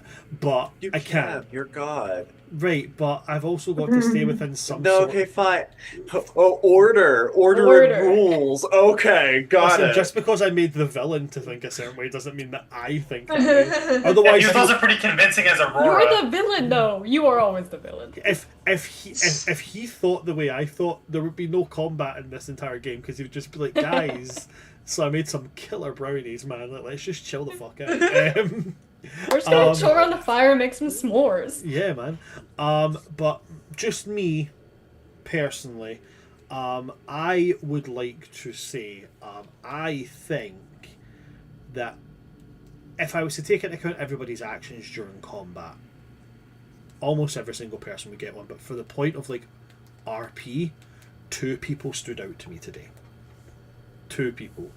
For leaning into the story so much. So I'm going to have to roll for it between Charlie and Gina, for the leaning into the curves that came from this story. So I'm going to go odds Charlie, evens Gina. Okay, so that's a 14. So Gina, I'm going to give my MVP to you. But I had to roll that because I cannot physically choose between either one of these. So that was down to mostly luck. So I'm going to pass on and say, Charlie, who would you like to give your MVP vote to?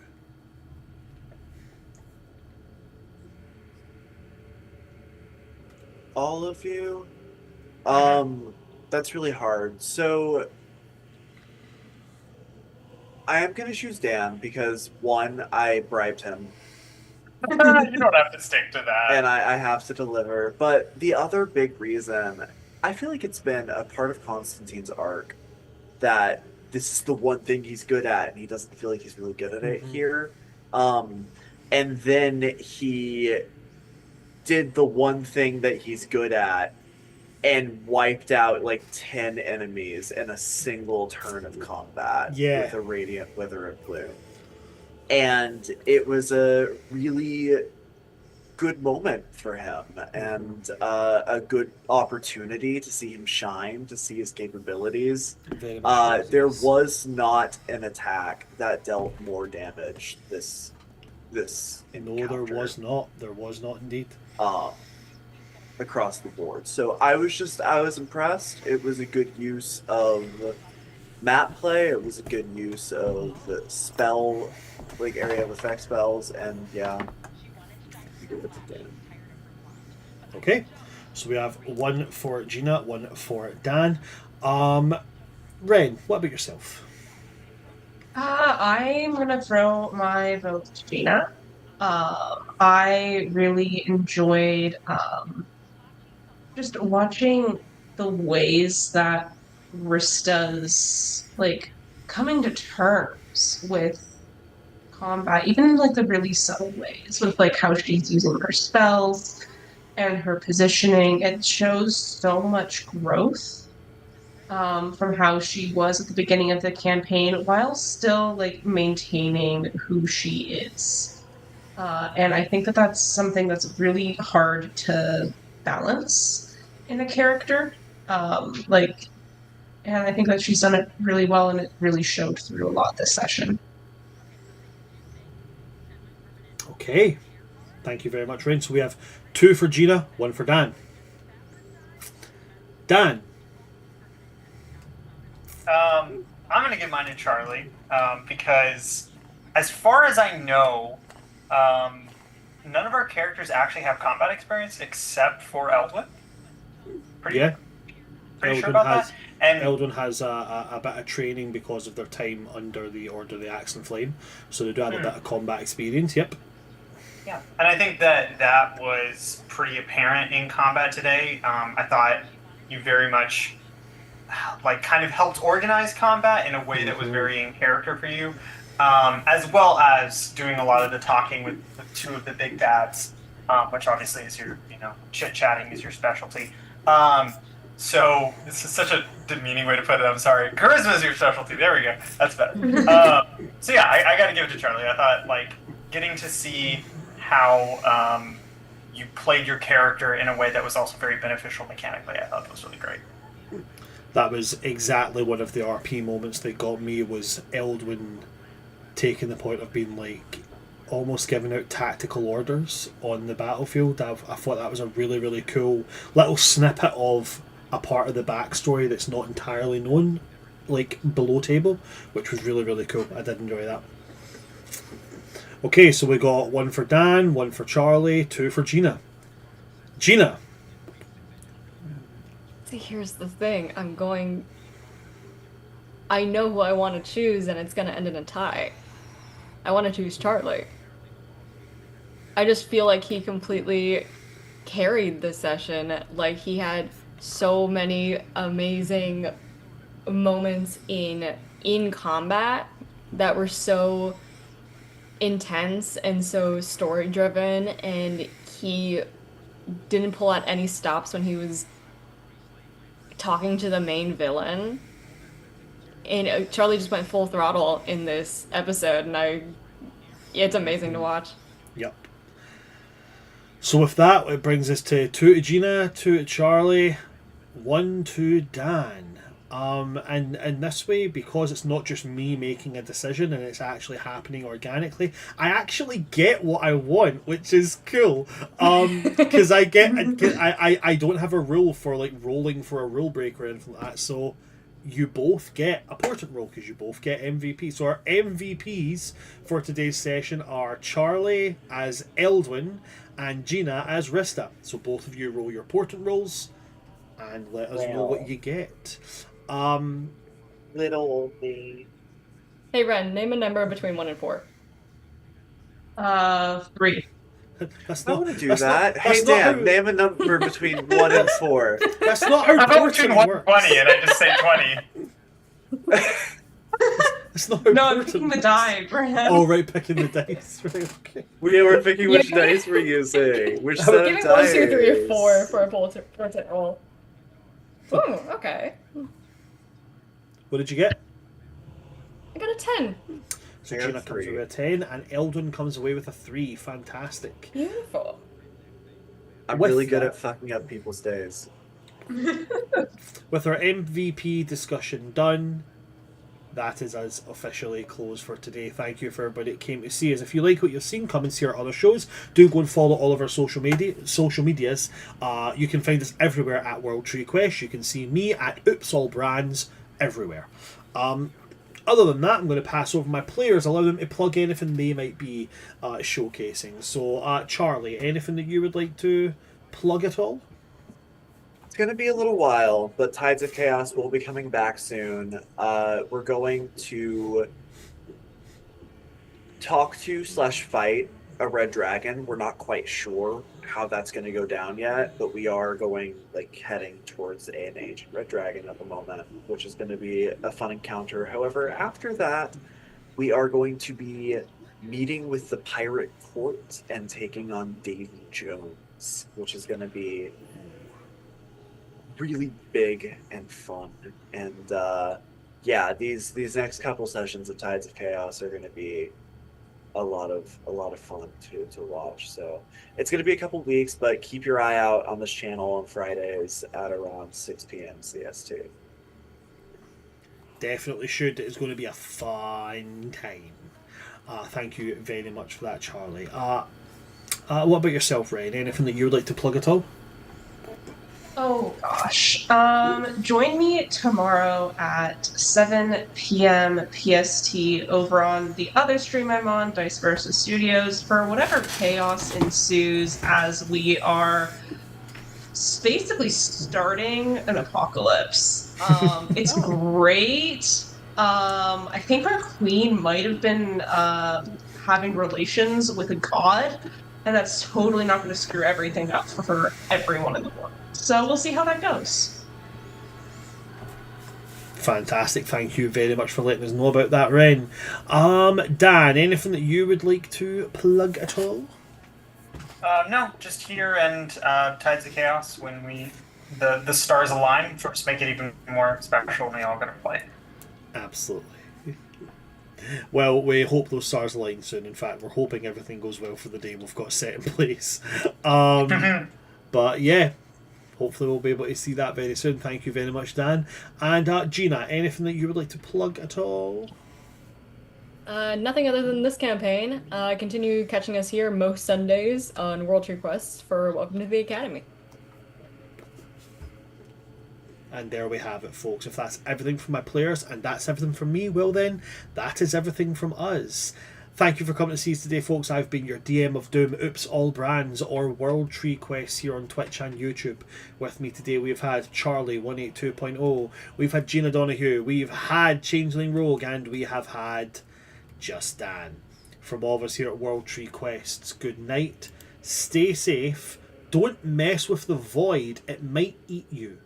Also, don't pull a finny. Good night, folks. Good night.